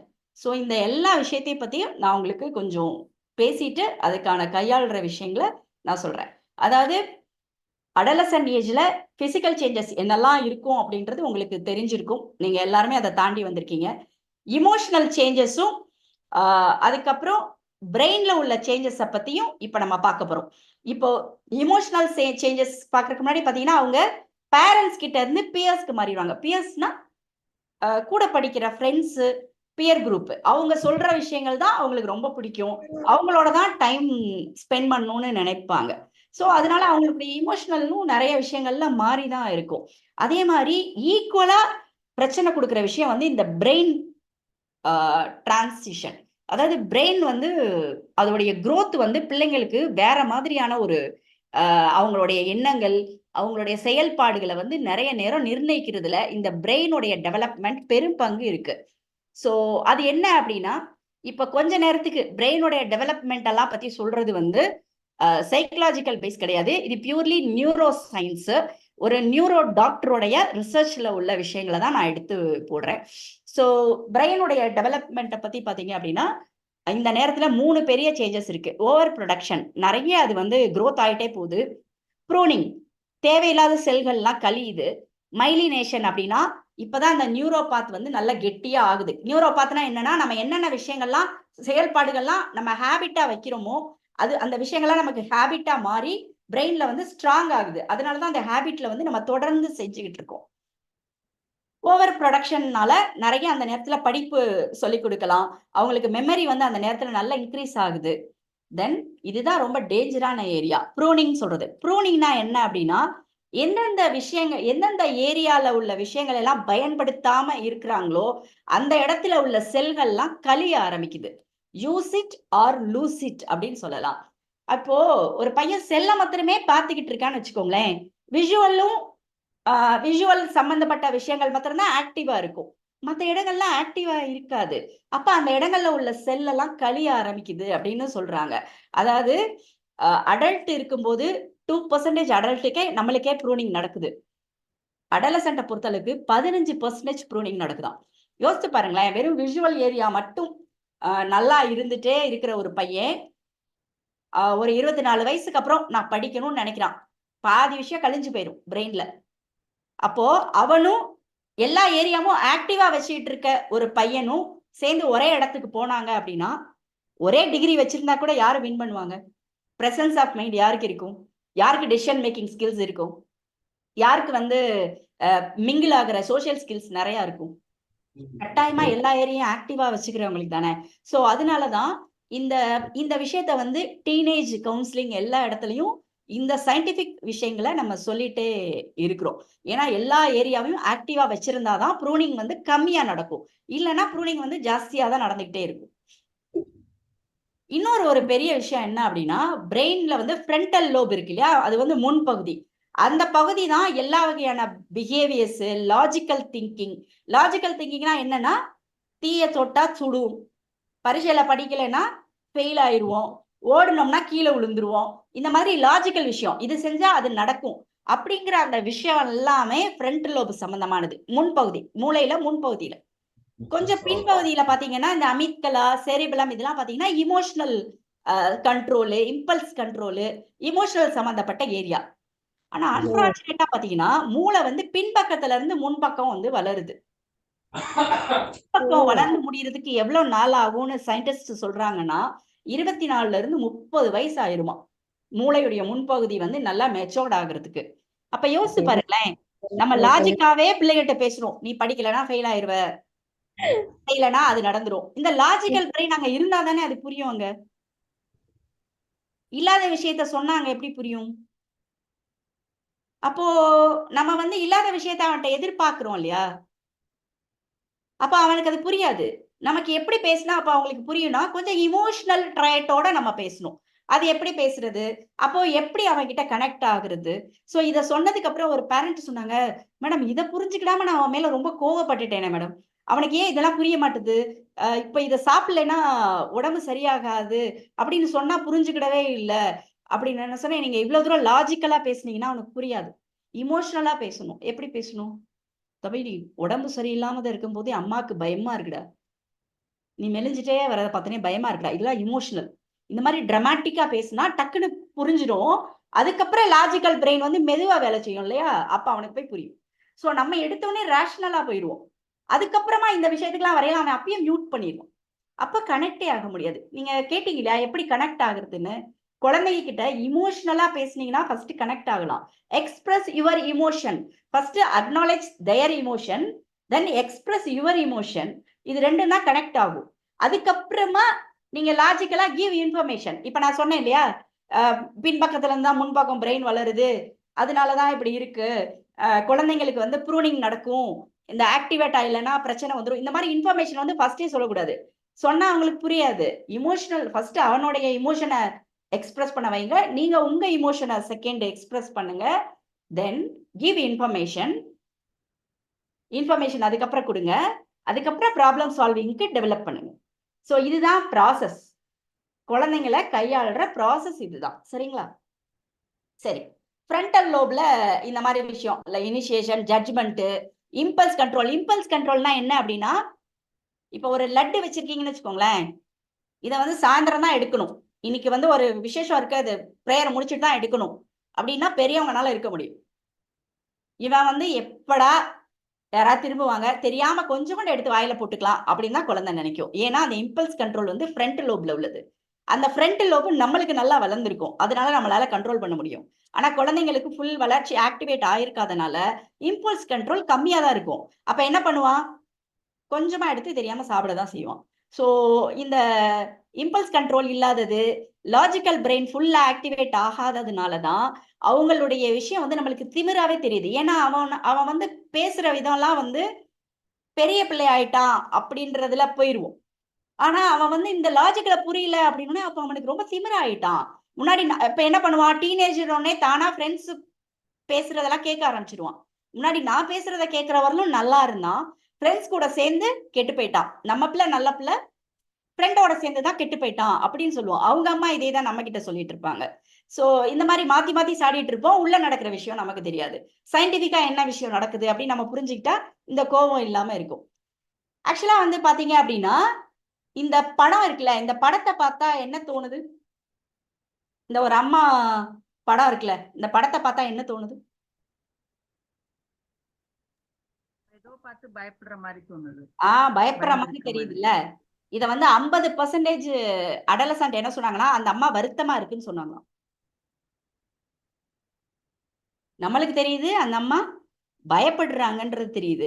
ஆனா அப்போ என்ன இந்த ரிசர்ச்ல இருந்து என்ன தெரியுது அவங்களோட அப்படின்னா, பிரெயின் இப்பதான் கன்ஸ்ட்ரக்ஷன் ப்ராசஸ் இருக்கறனால இருக்கனால maybe அவங்களுக்கு முக பாவனைகளை வச்சு அவங்களால இமோஷன்ஸ புரிஞ்சுக்கிட தெரியாது. நிறைய பேரண்ட்ஸ் சொல்லுவாங்க, மேம் நான் வருத்தப்பட்டு வஞ்சிட்டு நின்னுட்டே இருப்பேன் மேம், அப்படியே அவன் மூஞ்ச பார்த்துட்டே போயிட்டே இருப்பான். நான் சொல்றேன், எதுக்குமா பாக்குறீங்க, நான் உன் மேல கோவமா இருக்கேன்னு வாயை திறந்து சொல்லுங்கம்மா. டீச்சர்ஸ் சொல்லுவாங்க, மேம் நானும் முழிச்சிட்டே இருக்கேன், அவன் பாட்டுக்கு போயிட்டே இருக்கான் மேம். நான் சொல்ல, நீங்க பாத்துக்கிட்டே இருந்தா அவனை கூப்பிட்டு கேட்டா அவன் சொல்லுவான், மேம் எனக்கு என்னன்னு தெரியல மேம், அந்த டீச்சர் என்னையவே பார்த்துட்டு இருந்தாங்க அப்படின்னு சொல்லுவான். அவனுக்கு தெரியாது அந்த அம்மா கோவமா பார்த்துட்டு இருக்காங்கன்னு. ஏன்னு சொன்னீங்கன்னா 50% முகத்துல உள்ள இமோஷன்ஸை தப்பாதான் கணிக்கிறாங்க. தயவுசெய்து நான் கோவமா இருக்கேன்னு சொல்லிருங்க. நான் வேதனையா இருக்கேன்னா வேதனையா இருக்கு சொல்லுங்க. இல்லாட்டி நான் இவ்வளவு வேதனையா இருக்கேன், ஆனா என் பையன் அவன் பாட்டுக்கு வந்து சாப்பிட்டுக்கிட்டு இருக்கான் அப்படின்னா அவன் சாப்பிட தான் செய்வான். அவனுக்கு உங்க வேதனை எல்லாம் புரியாது. சரிங்களா? நீங்க அனாவசியமா வேதனைப்பட்டு என் பிள்ளைய நான் சரியா வளர்க்கலையோ, என் பிள்ளை சரியா வளரலையோ. இன்னொன்னு சொல்றேன் மேம், இந்த உலகத்துக்கு குழந்தை வேணா உங்க மூலமா வந்திருக்கலாம், ஆனா அதுவாதான் வளருது, நீங்க வளர்க்கல. என்வரைன்மெண்ட் மூலமாவும் அவனுக்குள்ள மூலமா அதுவாதான் வளருது. அதனால அந்த ஒரு டிட்டாச்மெண்டோட குழந்தை வளர்ப்பா பாத்தீங்கன்னா தான் நல்லா இருக்கும். இல்லைன்னா உங்களுடைய குடும்பத்துக்கும் அவன் மார்க்குக்கும் ஒரு லிங்க் வச்சிருப்பீங்க. உங்க குடும்ப கௌரவம் அவன் 10th எவ்வளவு மார்க் எடுக்கிறான்றதுல இருக்கு. உங்க குடும்ப கௌரவம் அவன் ஸ்போர்ட்ஸ்ல வின் பண்றதுல இருக்கு. அவங்க குடும்ப கௌரவம் அவன் நல்லா அழகா இருக்கிறதுல இருக்கு. இப்படி எல்லாரும் லிங்க் பண்றதுனாலதான் பேரண்ட்ஸ் உடைய ஆன்சைட்டியும் பயமும் கூட கொஞ்சம் குழந்தைங்க அதாவது சந்தோஷமா இருக்கிற ஒருத்தர்னால குழந்தைக்கு சந்தோஷம் கொடுக்க முடியும். பயமும் பதட்டமும் இருக்க ஒருத்தர் குழந்தைக்கு பயமும் பதட்டத்தையும் தான் கொடுக்குறோம். சோ நம்ம ஆன்சியஸா இருக்கிறோமா, நம்ம பயப்படுறோமா, நம்ம குடும்ப கௌரவத்தையும் நம்மளுடைய குடும்பத்தினுடைய இமேஜையும் ஏன் குழந்தையுடைய செயல்பாட்டோட நான் லிங்க் பண்ணியிருக்கேனான்னு பாருங்க. தயவுசெய்து அந்த லிங்கை பிரேக் பண்ணுங்க, அந்த பிலீஃபை பிரேக் பண்ணுங்க. அப்படி கிடையாது, குழந்தை உங்க மூலமா வந்திருக்கு, அதுவாதான் வளருது, நம்ம ஒண்ணும் வளர்க்கல. சோ இந்த விஷயத்தையும் பிலீஃப் வந்து கொஸ்டின் பண்ணிக்கோங்க. அடுத்தது வந்து பாத்தீங்கன்னா டீனேஜர்ஸ்க்கு வந்து த்ரில் சீக்கிங் ஆட்டிடியூட். த்ரில்லிங்கா ஏதாவது செய்யணும்னு தான் அவங்களுக்கு தோணும். அதனாலதான் வந்து பாத்தீங்க அப்படின்னா பைக்ல வேகமா போறது, ஒரு கார் வாங்கினா கூட வேகமா போங்க அப்படின்னு சொல்லுவாங்க. சோ அந்த மாதிரி எதுனாலும் த்ரில்லிங்கா பண்றது வந்து அவங்களுக்கு ரொம்ப பிடிக்கும். ஒரு விஷயத்த வந்து அதனாலதான் பாத்தீங்கன்னா பேய் படம்லாம் உட்காந்து பாக்குறான், பயம் இருக்கும். ஆனா பாத்தீங்கன்னா அவன் பாட்டுக்கு எல்லா பேய் படமும் பார்ப்பான். ஏன்னா அவனுக்கு அந்த த்ரில்லிங்கா இருக்கிறது வந்து ரொம்ப பிடிக்கும். அதனாலதான் எல்லாம் பார்ட் 1 பார்ட் 2 பார்ட் 3ன்னு தமிழ்ல எடுத்துட்டே போறாங்க. ஏன்னா அந்த படம் ரொம்ப பிடிக்குது இல்ல டீனேஜர்ஸ்க்கு அப்படின்னு சொல்லிட்டு. அடுத்து பாத்தீங்க அப்படின்னா ஒரு விஷயத்த வந்து டிராமாட்டிக்கா சொல்லுவாங்க. சரி, ஸ்கூல்ல இருந்து எப்படா வந்த அப்படின்னு தான் கேட்டிருப்பீங்க. இன்னைக்கு என்னாச்சு தெரியுமா, ஸ்கூல்ல இருந்து கிளம்பி வரையில அவங்க 2 பேரும் பார்த்தானுங்க, ரொம்ப சிரிச்சுட்டே இருந்தாங்க, எனக்கு அவ்வளவு கோவம் வந்துச்சு. இதெல்லாம் சொன்னேன், எப்ப வந்தேன்னு தானே கேட்டேன், அதை மட்டும் சொல்லு அப்படின்னு நம்ம சொல்லுவோம். அப்ப அவனுக்கு வந்து என்ன ஆயிருன்னா, என் அம்மா கேட்கவே மாட்டேங்கிறாங்க, எங்க வீட்டுல நான் சொல்ல வர்றதை யாருமே கேட்க மாட்டேங்கிறாங்க. நம்ம என்ன செய்யணும், ஓ அவன் 2 பேரும் சிரிச்சானாடா, அப்ப எப்படி இருந்துச்சு, சுத்தி யாரு இருந்தாங்க, அந்த மாதிரி நம்மளும் டிராமாட்டிக்கா கேட்கணும். நம்மளும் சில விஷயங்களை சொன்னா அவனுக்கு புரியும். அதான் அந்த டீனேஜர்ஸ் கிட்ட, சின்ன குழந்தைங்க கிட்ட கொஞ்சம் டிராமாட்டிக்கா நம்மளும் சில விஷயங்களை சொல்ல பழகணும். இப்ப நாங்க டீச்சர்ஸ்க்கே வந்து என்ன இன்புட் கொடுக்கிறோம்னா, விஷயங்களை டிராமாட்டிக்கா சொல்லுங்க, த்ரில்லிங்கா நடத்துங்க கிளாஸ. அவங்க சொல்லுவாங்க, என்ன மேடம் த்ரில்லிங்கா நடத்த சொல்றீங்க? ஆமா மேடம், ஹிஸ்டரியும் மேக்ஸுமே த்ரில்லிங்கா நடத்தலாம், த்ரில்லிங்கா நடத்துங்க, எக்ஸைட்டிங்கா இது அவங்கள வந்து யோசிக்க வைங்க. அப்புறம் வந்து நல்லா டிராமாட்டிக்கா பேசுங்க கிளாஸ்ல. ஸோ பேரண்ட்ஸும் டிராமாட்டிக்கா பேசினா அவங்களோட கனெக்ட் ஆகலாம். தென் குழந்தைங்க வந்து நம்ம நினைப்போம் சின்ன வயசுல வந்து நிறைய நேரம் தூங்குவாங்க, அதுக்கப்புறம் கொஞ்சம் கொஞ்சமா தூக்கம் குறைஞ்சிரும்னு. ஆனா டீனேஜர்ஸ் வந்ததுக்கு அப்புறம் பாத்தீங்கன்னா திருப்பி ரொம்ப நேரம் தூக்கம் தேவைப்படுது. ஏன்னா அவங்களுக்கு பிரெயின்ல நிறைய ரேபிட் growth இருக்கு, உடம்புலயும் நிறைய growth இருக்கனால திருப்பி அவங்களுக்கு நிறைய நேரம் தூக்கம் தேவைப்படுது. ஆனா அன்பார்ச்சுனேட்டா பிள்ளைங்க கையில போனை கொடுத்துட்டனால பிள்ளைங்க என்ன பண்றாங்கன்னா அந்த ஏற்கனவே இருந்த தூக்கத்தை கெடுத்துடுறாங்க. சோ ரொம்ப மறுநாள் பாத்தீங்கன்னா இப்போ நிறைய ரிசல்ட் என்ன சொல்லுதுன்னா, பிள்ளைங்க வந்து ஆஃப்டர்நூன் 3 மணிக்கு மேலதான் நல்லா ஆக்டிவா கிளாஸ்ல உட்கார்றானோ. காலையில இருந்து தூங்கிதான் வலிக்கிறான், 3 மணிக்கு மேலதான் ஆக்டிவா உட்கார்றான். 5 மணிக்கு நல்லா ஆக்டிவா ஆயிடுவான் வீட்டுல வரையில. அதுக்கப்புறம் திருப்பி 7 மணிக்கு சோர்ந்து போயிடுவான், திருப்பி அப்புறம் படுக்க போயிடுவோம், திருப்பி அவன் 3 மணிக்கு தான் ஆக்டிவ் ஆகுறான். இப்ப நான் சொல்றேன் டீச்சர்ஸ் கிட்ட, தயவுசெய்து மதிய வேலைக்கு அப்புறமே எல்லா இன்ஸ்ட்ரக்ஷனையும் கொடுங்க. காலையில அதுலயும் சில பேர் வந்து காலையில பிரேக்ஃபாஸ்ட் சாப்பிடுறது இல்ல, ஸோ 11 மணிக்கு அப்புறம் ரொம்ப பசி வந்துடும். அதில் தான் மைண்ட் பூரா இருக்குமே தவிர ப்ரீ ஆக்குப்பைடாக இருப்பான். அந்த விஷயத்தில் ப்ரீ ஆக்குப்பைட் இருக்கும். இன்னொரு எந்த விஷயத்தில் ப்ரீ ஆக்குபேஷன் இருக்கும் தெரியுமா? வீட்டில் ஏதாவது சண்டை நடந்துச்சுன்னு வச்சுக்கோங்க, அப்பாக்கும் அம்மாக்கும். இந்த நேரத்தில் பிள்ளைங்க வந்து கிளாஸ்க்குள்ளே வந்து லிசனே பண்ண மாட்டான், அப்படியே உட்காந்துருப்பான். நிறைய நேரம் கவுன்சிலிங் அனுப்பிச்சு விடுவாங்க, மேம் இவன் லிசனே பண்ணல, ஒரு மாதிரி ப்ரீ ஆக்குபேஷனாக இருக்கான். கேட்டால் அவன் சொல்லுவான், இல்லை மேம் நேற்றுலேருந்து அம்மா அப்பா சண்டை போட்டாங்களா, இந்நேரம் என் அம்மாவை அப்பா ஏதாவது அடிச்சிருப்பாரோ, இல்லை என் அம்மா ஏதாவது வெளில போயிடுவாங்களோ, இப்பெல்லாம் எனக்கு பயம் இருக்குது மேடம். ஆனால் காலைல அம்மா நல்லதான்டா பேசினாங்க, நல்லதான் பேசினாங்க, இருந்தாலும் அது மண்டைக்குள்ள ஓடிட்டே இருக்கு. ஸோ இந்த மாதிரி வீட்டில் நடக்கிற ஒரு விஷயங்களும் பிள்ளைங்களை வந்து ரொம்ப சென்சிட்டிவாக, ஏன்னா அவங்களுக்கு அந்த இமோஷனல் பிரெயின் தான் ரொம்ப ஒர்க் அவுட் ஆகுன்றதுனால ஈஸியாக சென்ஸ் பண்ணிடுவாங்க. சாயந்தரம் வீட்டுக்குள்ளே வரையிலேயே சென்ஸ் பண்ணிடுவாங்க, இன்னைக்கு ஏதோ பிரச்சனைடா வீட்டுக்குள்ள, இல்லை ஏதோ ஒன்று நடந்திருக்கு அப்படின்றத பிள்ளைங்க அழகா. அதனாலதான் உங்களை வந்து மூஞ்ச பார்த்து என்னம்மா என்னம்மா என்னப்பா இப்படியே வந்து என்ன பண்ணிட்டு இருப்பாங்கன்னா நை நை நைன்னு வந்துட்டே இருப்பாங்க. அதுல நம்ம கோபப்படுவோம், உன் வேலையை மாத்திரம் பாருன்போம். அவனுக்கு என்னன்னா இது எதுவும் தெரியாம இவனால அடுத்த வேலைக்கு போக முடியாது. ஸோ அந்த ப்ரீ ஆக்குபேஷன்ல பேரண்ட்ஸ் இன்னும் கொஞ்சம் நச்சரிப்பாங்க. தென் ஃபியூச்சரை பத்தி நினைக்கிறது அப்படின்னா, நீங்க நினைப்பீங்க அடுத்த வருஷம் நான் என்ன ஆகுறது, படிச்சுட்டு நான் என்ன ஆகுறது, அப்படிலாம் கிடையாது. காலையிலனா மத்தியானம் தான் அவங்களுக்கு ஃபியூச்சர், மத்தியானம்னா சாயந்தரம் தான் ஃபியூச்சர். இதனாலதான் பிள்ளைங்க வந்து ஒரு ஒரு பீஸா கேட்கறாங்கன்னு வச்சுக்கோங்களேன், நீங்க வாங்கி கொடுத்துருவீங்க, வாங்கி சாப்பிட்டு தான் முடிச்சிருப்பான், அடுத்து இதை எப்போ வாங்கி கொடுப்பேன், நாளைக்கு வாங்கி கொடுப்பேன்னு கேட்பான். அவன் ஃபியூச்சர் கவலை அவ்வளவுதான், நாளைக்கு காலையில என்ன நடக்கும்ன்றது மட்டும்தான் அவனோட கவலை. அதனால நீங்க இந்த ரிவார்டெல்லாம் கொடுத்து அவனை மோட்டிவேட் பண்ணணும்னா, இன்னைக்கு ஒரு வேலை செஞ்சா ஒரு வாரம் கழிச்சு அப்படின்னு சொன்னீங்கன்னா அதெல்லாம் ஒத்து வராது. நாளைக்கு காலையில இது நடக்கும்ன்ற மாதிரி ரிவார்டு கொடுத்தீங்கன்னா தான் மோட்டிவேட்டே ஆவாங்க. அவங்க ஃபியூச்சர் கான்செப்ட் வந்து ரொம்ப கம்மியான விஷயம். ஸோ நாங்கள் டீச்சர்ஸ் சொல்லுவோம், காலையில இந்த விஷயம் நடந்தா ஈவினிங்குள்ள கேம்ஸ் பீரியடை கொடுத்துருங்க. ஒரு வாரம் கழிச்சு கேம்ஸ் பீரியட் சொன்னா அது மோட்டிவேட் பண்ணாது. ஸோ அந்த ரிவார்டு வந்து டக்குன்னு நடக்கணும் அவங்களுக்கு. அந்த ஃபியூச்சர் கான்செப்ட் வந்து ரொம்ப சின்ன டைமிங் தான் அவங்களுக்கு. அதே மாதிரி ஜஸ்டிஸ் பேசுறது வந்து ரொம்ப ரொம்ப ரொம்ப பேசுவாங்க. ஆனா என்னன்னா ஃப்ரண்டல் லோப்ல தான் வந்து இந்த ஜஸ்டிஸ்க்கான ஏரியா. ஆனா இவங்க இமோஷனல் கோஷன்ட்டை வச்சுக்கிட்டே இந்த ஜஸ்டிஸ் எல்லாம் பேசுறதுனால நிறைய நேரம் அறவை காட்டுத்தனமா இருக்கும். ஆனா பாத்தீங்கன்னா ரொம்ப நம்மளை பாதிக்கும். ஏன் அப்படின்னா நம்ம வீட்டுல நம்ம பண்ற ப்ரொசீஜரை கேள்வி கேட்க ஆரம்பிப்பாங்க. சில ரிலீஜியன் சம்பந்தமான விஷயங்கள், சில ரிச்சுவல்ஸ் சம்பந்தமான விஷயங்கள்லாம் இந்த நேரத்துல கேள்வி கேட்க ஆரம்பிப்பாங்க. நீங்க வந்து ரொம்ப பதட்டம் ஆகாதீங்க. இது வந்து ட்ரையட், இந்த அடலசன்ட் ஏஜ்ல அவங்களுக்கு உள்ள மூல அளவுல அவங்க சில விஷயங்களை கேட்குறாங்க. பொறுமையா இந்த நேரத்துல பதில் சொல்லணும். தெரியல அப்படின்னா எக்ஸ்பர்ட் கிட்ட கேட்டு சொல்லுங்க. உனக்கு என்னடா இதை பத்தி நீ போடா அப்படின்னா அவங்க உங்களுடைய ரிச்சுவல்ஸ்ல இருந்து விலகி போக ஆரம்பிப்பாங்க. இது உனக்கு புரியாது, இதுல எல்லாம் கேள்வி கேட்க கூடாது அப்படின்னு சொன்னீங்க அப்படின்னா அந்த நேரத்துல தான் அவன் ஜஸ்டிஸ் பேசுவான், ஜட்ஜ்மெண்ட் பண்ணுவான், தீர்ப்பு சொல்லுவான். அப்ப இதெல்லாம் தேவையில்லாத விஷயம் அப்படின்னு அவன் ஒரு முடிவுக்கு வந்துடுவான். ஸோ அப்போ நீங்க எந்த விஷயம்லாம் நீங்க ஃபாலோ பண்ணணும்னு நினைக்கிறீங்களோ அதுக்கெல்லாம் பொறுமையா பதில் சொல்லுங்க. பதில் சொல்ல தெரியலன்னா யாராவது எக்ஸ்பர்ட் கிட்ட நீங்க கேளுங்க தயவு செய்து, சரிங்களா? ஓகே.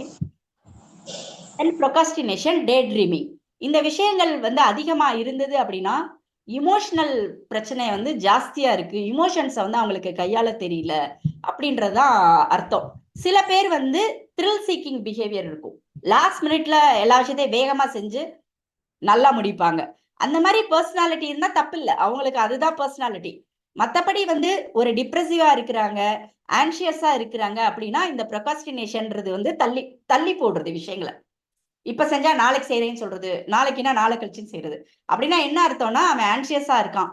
ஆன்சியஸா இருந்தான்னா படபடன்னு இருப்பான், ரெஸ்ட்லெஸ்ஸா இருப்பான், இங்கே அங்கே போயிட்டு இருப்பான். டிப்ரெஷனா இருக்கான்னா ஒரு மாதிரி சோர்ந்து உட்காந்துடுறது, எதுலனாலும் இன்ட்ரெஸ்ட் இருக்காது. முக்கியமா வந்து ஒரு பிள்ளை வந்து ஒழுங்கா தூங்காம ஒழுங்கா சாப்பிடாம ஒரு வாரத்துக்கு மேல இருந்தா அப்படின்னாலே அலர்ட் ஆயிடணும் நம்ம, அவனுக்கு ஏதோ இமோஷனலா அவன் பிரச்சனையில இருக்கான் அப்படின்னு சொல்லிட்டு. அதனால நம்ம என்னன்றத வந்து பார்க்கணும், சரியா? இந்த பாடி இமேஜ் நான் சொன்னேன் இல்லையா, பாடி இமேஜ் சம்பந்தமா வந்து அவங்களுக்கு இந்த நேரத்துல ரொம்ப அப்சஷன் இருக்கு. என் கை எப்படி இருக்கு, என் கால் எப்படி இருக்கு, இதை வச்சு அவங்களுடைய செல்ஃப் ஒர்த்தே கம்மி ஆகுதுன்றாங்க. முக்கியமா நான் சொல்றேன், இந்த மாதிரி பாடி இமேஜ் பத்தி அப்பா இத பத்தி பேசினாரு அப்படின்னா ஒரு பெண் குழந்தைக்கு வந்து பிசிக்கலா எபிலிட்டி கம்மியா இருக்கிற மாதிரி ஃபீல் பண்றாங்களாம். இதே தான் அம்மா பேசுனாங்கன்னு வச்சுக்கோங்களேன் பாடி இமேஜை பத்தி, காக்னிட்டிவாவும் என்னால எதுவும் யோசிக்க முடியலன்னு யோசிப்பாங்களாம் குழந்தைங்க. ஸோ அதனால பாடி இமேஜ் பத்தி அப்ப என்னதான் பண்றது? அப்ப பாடி இமேஜ் பத்தி என் பிள்ளைக்கு பிரச்சனை இருக்கு அப்படின்னா, நீங்க உடனே பாடி வெயிட்டை எப்படி குறைக்கிறதுன்ற ஐடியாக்கெல்லாம் போகாதீங்க. அதை விட்டுட்டு குழந்தைக்கான மற்ற விஷயங்கள் இருக்குல்ல, பாடியை வந்து முழுவதுமா பாக்குறதுக்கு, உன்னோட பாரு தொப்பை விழுந்திருக்கு, உன் ஹிப்பு பெருசா இருக்கு, நீ வந்து இப்படி குண்டா தெரியற, அப்படி சொல்லக்கூடாது. உன் ஃபுல் பாடி பார்க்கும்போது நீ இத்தனை வயசு பையனா நல்லா இருக்க. அப்புறம் மற்ற விஷயங்களை வந்து ஜேர்னல் எழுத சொல்லுங்க. இன்னைக்கு ஜேர்னல் எழுத சொல்லுங்க. இன்னைக்கு வந்து அவன் எழுதுவான். ஜேர்னல் அப்படின்னா என்னன்னா, டைரி எழுதுறதுன்னா அன்னன்னைக்கான ஈவெண்ட் எழுதுறது. இன்னைக்கு நான் போனேன், கிளாஸ்ல ஹிஸ்டரி பீரியட் இருந்தது, மேக்ஸ் பீரியட் இருந்தது அப்படின்னு எழுதுறதுக்கு பேரு டைரி. ஜேர்னல் அப்படின்னா என்னன்னா, இன்னைக்கு நான் போனேன், மேக்ஸ் பீரியட் இருந்துச்சு, கொஞ்சம் எனக்கு புரியாம ஒரு மாதிரி பயமா இருந்துச்சு, மேக்ஸ் டீச்சர் திட்டினாங்க, நான் ரொம்ப அவமானமா ஃபீல் பண்ணேன், அந்த மாதிரி இமோஷனையும் சேர்த்து எழுதுறதுக்கு பேரு ஜேர்னல். அப்போ அந்த ஜேர்னல் எழுத எழுத அதுல அவன் நல்லா செஞ்சிருப்பான்ல, அந்த விஷயத்தை பத்தி அவன்கிட்ட பேசுங்க. ஏன் நீ சூப்பர்ரா, இந்த ஒரு வாரமா ஸ்கூலுக்கு போயிருக்க பத்தியா, இந்த டீச்சர் கிட்ட நீ அப்ரிசியேஷன் வாங்கியிருக்கே, 4 தடவை கொஸ்டின் கேட்டிருக்கே, இந்த மாதிரி மற்ற விஷயங்களை பத்தி நீங்க பேச பேச பாடி இமேஜ்ன்றது, பர்சனாலிட்டின்றது அப்பியரன்ஸ் பிளஸ் அதர் குவாலிட்டிஸ் அப்படின்ற அந்த பிலீஃப் வந்து ஆரம்பிக்கும். அதை விட்டுட்டு பர்சனாலிட்டின்றது பாடி இமேஜை மாத்திரம் பார்த்துக்கிட்டு வெயிட்டை குறைக்கிறத பத்தியும், ஒர்க் அவுட் பண்றதை பத்தியும், சாப்பாடை கம்மி பண்றதை பத்தியும், ஆக்டிவிட்டி பத்தியும் பேசினா இட் ஓன்ட் ஒர்க் அவுட். அது வந்து ஒர்க் அவுட் ஆகாது. சரிங்களா? அந்த வயசுல உள்ளவங்க டீச்சர்ஸும் மற்றவங்களும் வந்து அதை பத்தி அவங்க பண்ணுவாங்க. நீங்க வந்து பாடி இமேஜ் பிளஸ் அதர் குவாலிட்டிஸும் சேர்ந்ததுதான் பர்சனாலிட்டி அப்படின்றத குழந்தைங்களுக்கு வந்து புரிய வைக்கிறதுக்கு ஜேர்னலிங் பண்ண சொல்லி, ஜேர்னலிங்ல அவங்க பண்ண நல்ல விஷயங்களை பத்தி டெய்லி பேசுங்க. பேச பேச அதர் குவாலிட்டிஸ் மேல அவங்களுக்கு வந்து ஒரு நல்ல நம்பிக்கை கொடுத்தோனையும் இந்த பாடி இமேஜை பத்தின ராங் பிலீஃப், நெகட்டிவிட்டி எல்லாம் குறைய ஆரம்பிக்கும். சரிங்களா? ஏன்னா அந்த பாடி இமேஜ் செல்ஃப் ஒர்த் கம்மி ஆகுறதுனால பெரிய கிளாஸ் போனதுக்கு அப்புறம் நிறைய பேர் காலேஜ்ல இருந்து குவிட் பண்றாங்க, லோன்லினஸா ஃபீல் பண்றாங்க, சூசைடல் அட்டெம்ப்ட் எல்லாம் இதனாலையும் நடக்குது. அங்க போயிட்டு என்ன பண்றாங்கன்னா, I am okay but others are not okay, society நல்லா இல்லை, உலகம் நல்லா இல்லை, ஆனா நான் நல்லா இருக்கேன் அப்படின்ற பேர்ல எந்த ஃப்ரெண்ட்ஸோடையும் பழகிறது இல்லை, வெளியில போறது இல்லை, இந்த மாதிரி அவங்கள ஐசோலேட் பண்ண ஆரம்பிச்சிடுறாங்க. அப்புறம் எல்லாத்து மேலேயும் குறை சொல்ல ஆரம்பிப்பாங்க. அப்புறம் கடைசியில லோன்லி ஆறாங்க, டிராப் அவுட் பண்ணிடுறாங்க, குவிட் பண்றாங்க. இது எல்லாத்துக்கும் அடிப்படை எங்க நிக்குதுன்னு பாத்தீங்க அப்படின்னா, இந்த பாடி இமேஜ்ல தான் ஆரம்பிக்குது. ஸோ அதுக்கு அடுத்து வந்து ஒரு பெரிய விஷயம் அடிக்ஷன். இந்த விஷயம் வந்து ரொம்ப முக்கியமா நீங்க புரிஞ்சுக்கணும். இந்த பக்கம் போட்டிருக்கு ஒரு ஹார்ட்டோடைய டிசீஸ்டு ஹார்ட் வந்து எப்படி இருக்கு அப்படின்னு. அதே மாதிரி அடிக்ஷன் அப்படின்னா பிரெயின் தான் டிசீஸ்டா இருக்கும் அடிக்ஷன் வந்துட்டா. அடிக்ஷன் அப்படின்றது நம்ம நினைப்போம் மது குடிக்கிறதுனாலையும், ஆல்கஹால் குடிக்கிறதுனாலையும், ட்ரக் எடுக்கிறதுனாலையும், சிகரெட் குடிக்கிறதுனால தான் அடிக்ஷன் இருக்கு அப்படின்னு நம்ம நினைக்கிறோம். ஆனா என்ன ஒரு விஷயம் என்னோட ரொட்டீனை செய்ய விடாம தடுக்குதோ அது எல்லாமே அடிக்ஷன் தான். இப்ப நான் வந்து ஒரு நெட்ஃபிளிக்ஸ்ல சீரீஸ் பார்க்க ஆரம்பிக்கிறேன், நைட்டு பூரா பார்த்துட்டேன், நாளை காலையில எனக்கு தொடர்ந்து பார்க்கணும்னு இருக்கு, அதுக்கப்புறம் தூங்குறேன், அதனால நான் ஸ்கூலுக்கு போல அப்படின்னா நெட்ஃபிளிக்ஸ் சீரீஸ் பார்க்கறது அடிக்ஷன் தான். நான் வந்து ஒரு ஃப்ரெண்ட்ஸோட நான் ஜாலியா இருக்கணும்னு நினைக்கிறேன், அதுக்காக நான் நிறைய லீவ் போடுறேன், என்னோட ரொட்டீன்ல இருந்து நான் மாறுறேன் அப்படின்னா அதுவும் ஒரு விதமான அடிக்ஷன் தான். சரியா? ஒருத்தரோட நான் பழகிட்டேன், அது தவறான பழக்கம் தெரியுது, ஆனா அவங்க நல்ல ஆள் இல்லைன்னு தெரிஞ்சதுக்கு அப்புறம் என்னால மறக்க முடியலன்னு அழுகிறேன் பாத்தீங்களா, அது பேரு இமோஷனல் அடிக்ஷன் தான். சரியா? இந்த எல்லா விதமான அடிக்ஷனுக்கும் என்ன காரணம் அப்படின்றத சும்மா ஒரு சின்னதா உங்களுக்கு சொல்றேன். அடிக்ஷன் அப்படின்ற போது எப்பயுமே நமக்கு வந்து ஒரு விஷயம் வந்து பிடிக்கணும் அப்படின்னா சந்தோஷமா இருந்தா தானே பிடிக்கும். நான் ஒரு விஷயம் பண்ணல ஃபீல் குட் அப்படின்னு நான் நினைச்சாதானே அது நடக்கும். அதே மாதிரி ஒரு விஷயம் ஃபீல் குட் அப்படின்னு நடக்குதுன்னு வச்சுக்கோங்களேன். இப்ப ஒண்ணும் இல்லை, நான் ஒரு பீஸா சாப்பிட்றேன், எனக்கு வந்து அப்படியே ஒரு மாதிரி நல்லா ஃபீல் ஆகுது. அப்ப என்ன ஆகும் அப்படின்னா என் பிரெயின் வந்து ஃபீல் குட்டா உணர்றதுக்கு டோபமைன் அப்படின்ற ஒரு நியூரோ டிரான்ஸ்மிட்டர், அதாவது ஒரு ஹார்மோன் சொல்லுவாங்க, அது வந்து ரிலீஸ் ஆகுது. அது போய் பிரெயின்ல உள்ள ரிவார்டு சிஸ்டத்துல அடிக்குது. ரிவார்டு சிஸ்டம்ன்றது அதுல இருந்து எனக்கு என்ன பண்ணுது, ரிவார்டு கிடைக்குது. ஸோ உற்சாகமா நான் ஃபீல் பண்றேன். அப்போ நான் உற்சாகமா ஃபீல் பண்ணி ரொம்ப ப்ரொடக்டிவா நான் இருக்கிறேன். திருப்பி வந்து பிரெயினுக்கு வந்து தேவைப்படுது, ஃபீல் குட்டா இருக்கிறது தேவைப்படுது. அப்ப என்ன செய்யும் பிரெயின்? திருப்பி பீஸா சாப்பிடுன்னு சொல்லும். ஏன்னா பீஸா சாப்பிட்றதுனால எனக்கு இந்த டோபமைன் ரிலீஸ் ஆகுறதுல பிரெயின் வந்து லவ் பண்ணுது. அதனால பிரெயின் லவ்ஸ் டோபமைன். ஸோ டோபமைனை அதை ரிலீஸ் பண்றதுக்கு அது அர்ஜ் பண்ணுது. அப்ப நான் என்ன பண்றேன்? டோபமைன் இது பீஸா மறுபடியும் சாப்பிட்றேன். இப்படியே வந்து இந்த டோபமைனுடைய சைக்கிள் வந்து விட முடியாம போகுது. இதே மாதிரி தான் பாத்தீங்க அப்படின்னா நம்ம செய்யற ஒரு விஷயத்துக்கும் டோபமைன் எவ்வளவு ரிலீஸ் ஆகுது அப்படின்றத பாத்தீங்க அப்படின்னா, இங்க பாருங்க, நான் வந்து ஒரு புது கார்ல போறேன் அப்படின்னா 25 டோபமைன். ஒரு ஃப்ரெண்டோட நான் நல்லா பேசிட்டு இருக்கேன்னா 50. நான் ஒரு நல்ல ஜாப் எனக்கு கிடைக்குதுன்னா 50. அட் த மோஸ்ட் செக்ஷுவல் ஆக்டிவிட்டியில ஈடுபடும் போது 100. ஆனா பாருங்க, ஆல்கஹால் குடிச்சோடனே 300, ஸ்மோக்கிங்க்கு 400, ட்ரக்குக்கு 1000. அப்ப நினைக்கலாம், ரொம்ப சந்தோஷம் தானே கொடுக்கும், ஏன் ட்ரக்கையும் ஆல்கஹாலையும் ப்ரொமோட் பண்ணிடலாமே. ஸோ இவ்வளோ டோபமைன் ரிலீஸ் ஆகுதுல்ல, இதுல என்ன பிரச்சனை அப்படின்னு நம்ம யோசிக்கலாம்.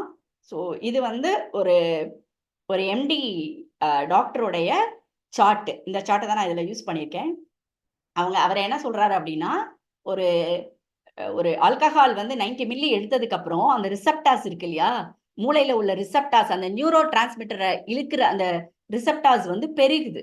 அப்போ குறைஞ்ச அளவு நம்ம ஆல்கஹால் எடுக்கும்போது அந்த ரிசெப்டாஸ்க்கு வந்து பத்தலை. அப்ப என்ன பண்ணுது? கூட கொஞ்சம் ஆல்கஹால் எடுக்கிறோம். இப்படியே ஆல்கஹால் வந்து 450 மில்லி ஜாஸ்தி ஆயிருது, சேம் அளவு பிளஷர் கிடைக்கிறதுக்கு. ஸோ இப்போ என்ன ஆகுது அப்படின்னா, ரிசெப்டாஸ் பெருக பெருக ஆல்கஹாலுடைய தேவை அதிகரிச்சு அதோட ரைஸ் ஜாஸ்தி ஆகுது. இப்போ நேச்சுரலா நம்ம சாப்பிடும்போது, நல்ல சாப்பாடு சாப்பிடும்போது 50 யூனிட் வருது, நல்ல சட்டை போடும்போது 20 யூனிட் வருது அப்படிலாம் சொன்னேன் இல்லையா டோபமைனை. இப்ப இந்த ஆல்கஹால் வந்து அன்எக்ஸ்பெக்டடா ஓவர் ரைஸ் கொடுத்ததுக்கு அப்புறம் இந்த பிரெயின் என்ன பண்ணிரும்னா, இந்த சாதாரண சாப்பாடு சாப்பிடுறது, தண்ணி குடிக்கிறது, ஃப்ரெண்ட்ஸோட இருக்கிறதுக்கு அப்பெல்லாம் டோபமைனை ரிலீஸ் பண்ணாது, ஸ்டாப் பண்ணிரும். அது குழப்பமாயிரும். அப்ப என்ன ஆயிரும்? ஸ்டாப் பண்ணிரும். அப்ப ஸ்டாப் பண்ணோடனே ஆல்கஹால் குடிச்சா மட்டும்தான் டோபமைனே ரிலீஸ் ஆகும். மற்ற நேரங்கள்ல இந்த ரிவார்டு வந்து ஸ்டாப் ஆயிரும். அப்போ இங்க பாருங்களேன், ஆல்கஹால் நிறைய எடுத்த ஆரம்பிச்சோடனே அட் த மோஸ்ட் செக்ஸ் வச்சா 100ன்னு சொன்னேன் இல்லையா, இப்ப இங்க பாருங்க 30 தான் இருக்கு. ஃப்ரெண்ட்ஸோட பாத்தீங்கன்னா 50 போட்டு பாத்தீங்கன்னா 10 தான் ரிலீஸ் ஆகுது. நல்ல ஜாப்ல இருந்தா 50 இருந்தது 5 தான் வருது. அப்போ கொஞ்சம் கொஞ்சமா இந்த நேச்சுரலான ரிவார்ட்ஸ இந்த அடிக்ஷனுக்கான இந்த விஷயம் வந்து ஹைஜாக் பண்ணிடுது. அப்போ பிளஷருக்காக குடிக்க ஆரம்பிச்சவன் இந்த பெயினை இப்போ நேச்சுரல் ரிவார்ட்ஸுக்கு, இந்த மாதிரி நேச்சுரல் ரிவார்ட்ஸ் இருக்குல்ல, சாப்பிட்டா தூணா கிடைக்கிற ரிவார்ட்ஸுக்கு இந்த மாதிரி பள்ளம் விழுகாது, டிப்பு விழுகாது. ஆனா ஆல்கஹாலுக்கு டிப்பு விழுகும். அது வந்து சாப்பிடாதப்போ நிறைய ட்ரமர்ஸ், கை நடுக்கம் வரும், வாய் உலர்ற மாதிரி இருக்கும், ரொம்ப பாடி பெயின் வரும், தூக்கம் வராது, ஹெட்ஏக் எல்லாம் வர ஆரம்பிச்சிடும். ஆனா நேச்சுரலா டோபமைன் ரிலீஸ் ஆகும்போது அந்த சிம்டம்ஸ்லாம் அது சாப்பிடாத போது அதெல்லாம் வராது. இதுதான் நேச்சுரல் ரிவார்டுக்கும் அன்நேச்சுரல் ரிவார்டுக்கும் உள்ள வித்தியாசம். இந்த நீங்க யோசிச்சு பாருங்களேன், ஆல்கஹால் மட்டுமா அன்எக்ஸ்பெக்டட் ரைஸ கொடுக்குது? ஒரு 10 வயசு பிள்ளைக்கு 1 லட்சம் ரூபாய் மதிப்புள்ள ஐபோன் வாங்கி கொடுக்கலையும் அன்நேச்சுரலா அப்படி ரைஸ் ஆகுது.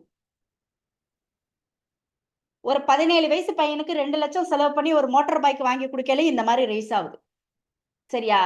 பிள்ளை வந்து இந்த மாதிரி நேச்சுரல் ரிவார்டை வாங்கிக்கிட்டே இருந்தாதான் சந்தோஷம் இருந்துட்டே இருக்கும். நீங்க அன்நேச்சுரலா கேட்கும் போது அவங்க கேட்காத விஷயங்களை கையில கொடுத்து சர்ப்ரைஸ் பண்றேன் அப்படின்ற ஒரு காரணத்தை வச்சு பிள்ளைங்களுக்கு வந்து நிறைய வாங்கி கொடுக்கும்போது அதை நோக்கிதான் அவனுடைய சந்தோஷம் வந்து அப்பதான் கிடைக்கும். நீங்க அடுத்தடுத்து சர்ப்ரைஸ் பண்ணா மட்டும்தான் கிடைக்கும்.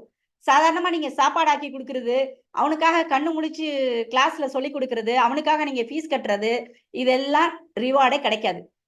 புரியுதா உங்களுக்கு? அப்ப நம்ம வாங்கி கொடுத்து வளர்க்குற இந்த வளர்ப்பு முறையினாலதான் பிள்ளைங்களுக்கு இயற்கையா கிடைக்கக்கூடிய ரிவார்டு கிடைக்காம ஹைஜாக் பண்ணப்படுது. அதனாலதான் குழந்தைங்க வந்து நீங்க அதை தவிர்க்கும் போது உங்ககிட்ட அக்ரெசிவா பிஹேவ் பண்றாங்க. ஏன்னா அது ஒண்ணுனால தானே அவனுக்கு உற்சாகமே கிடைக்குது.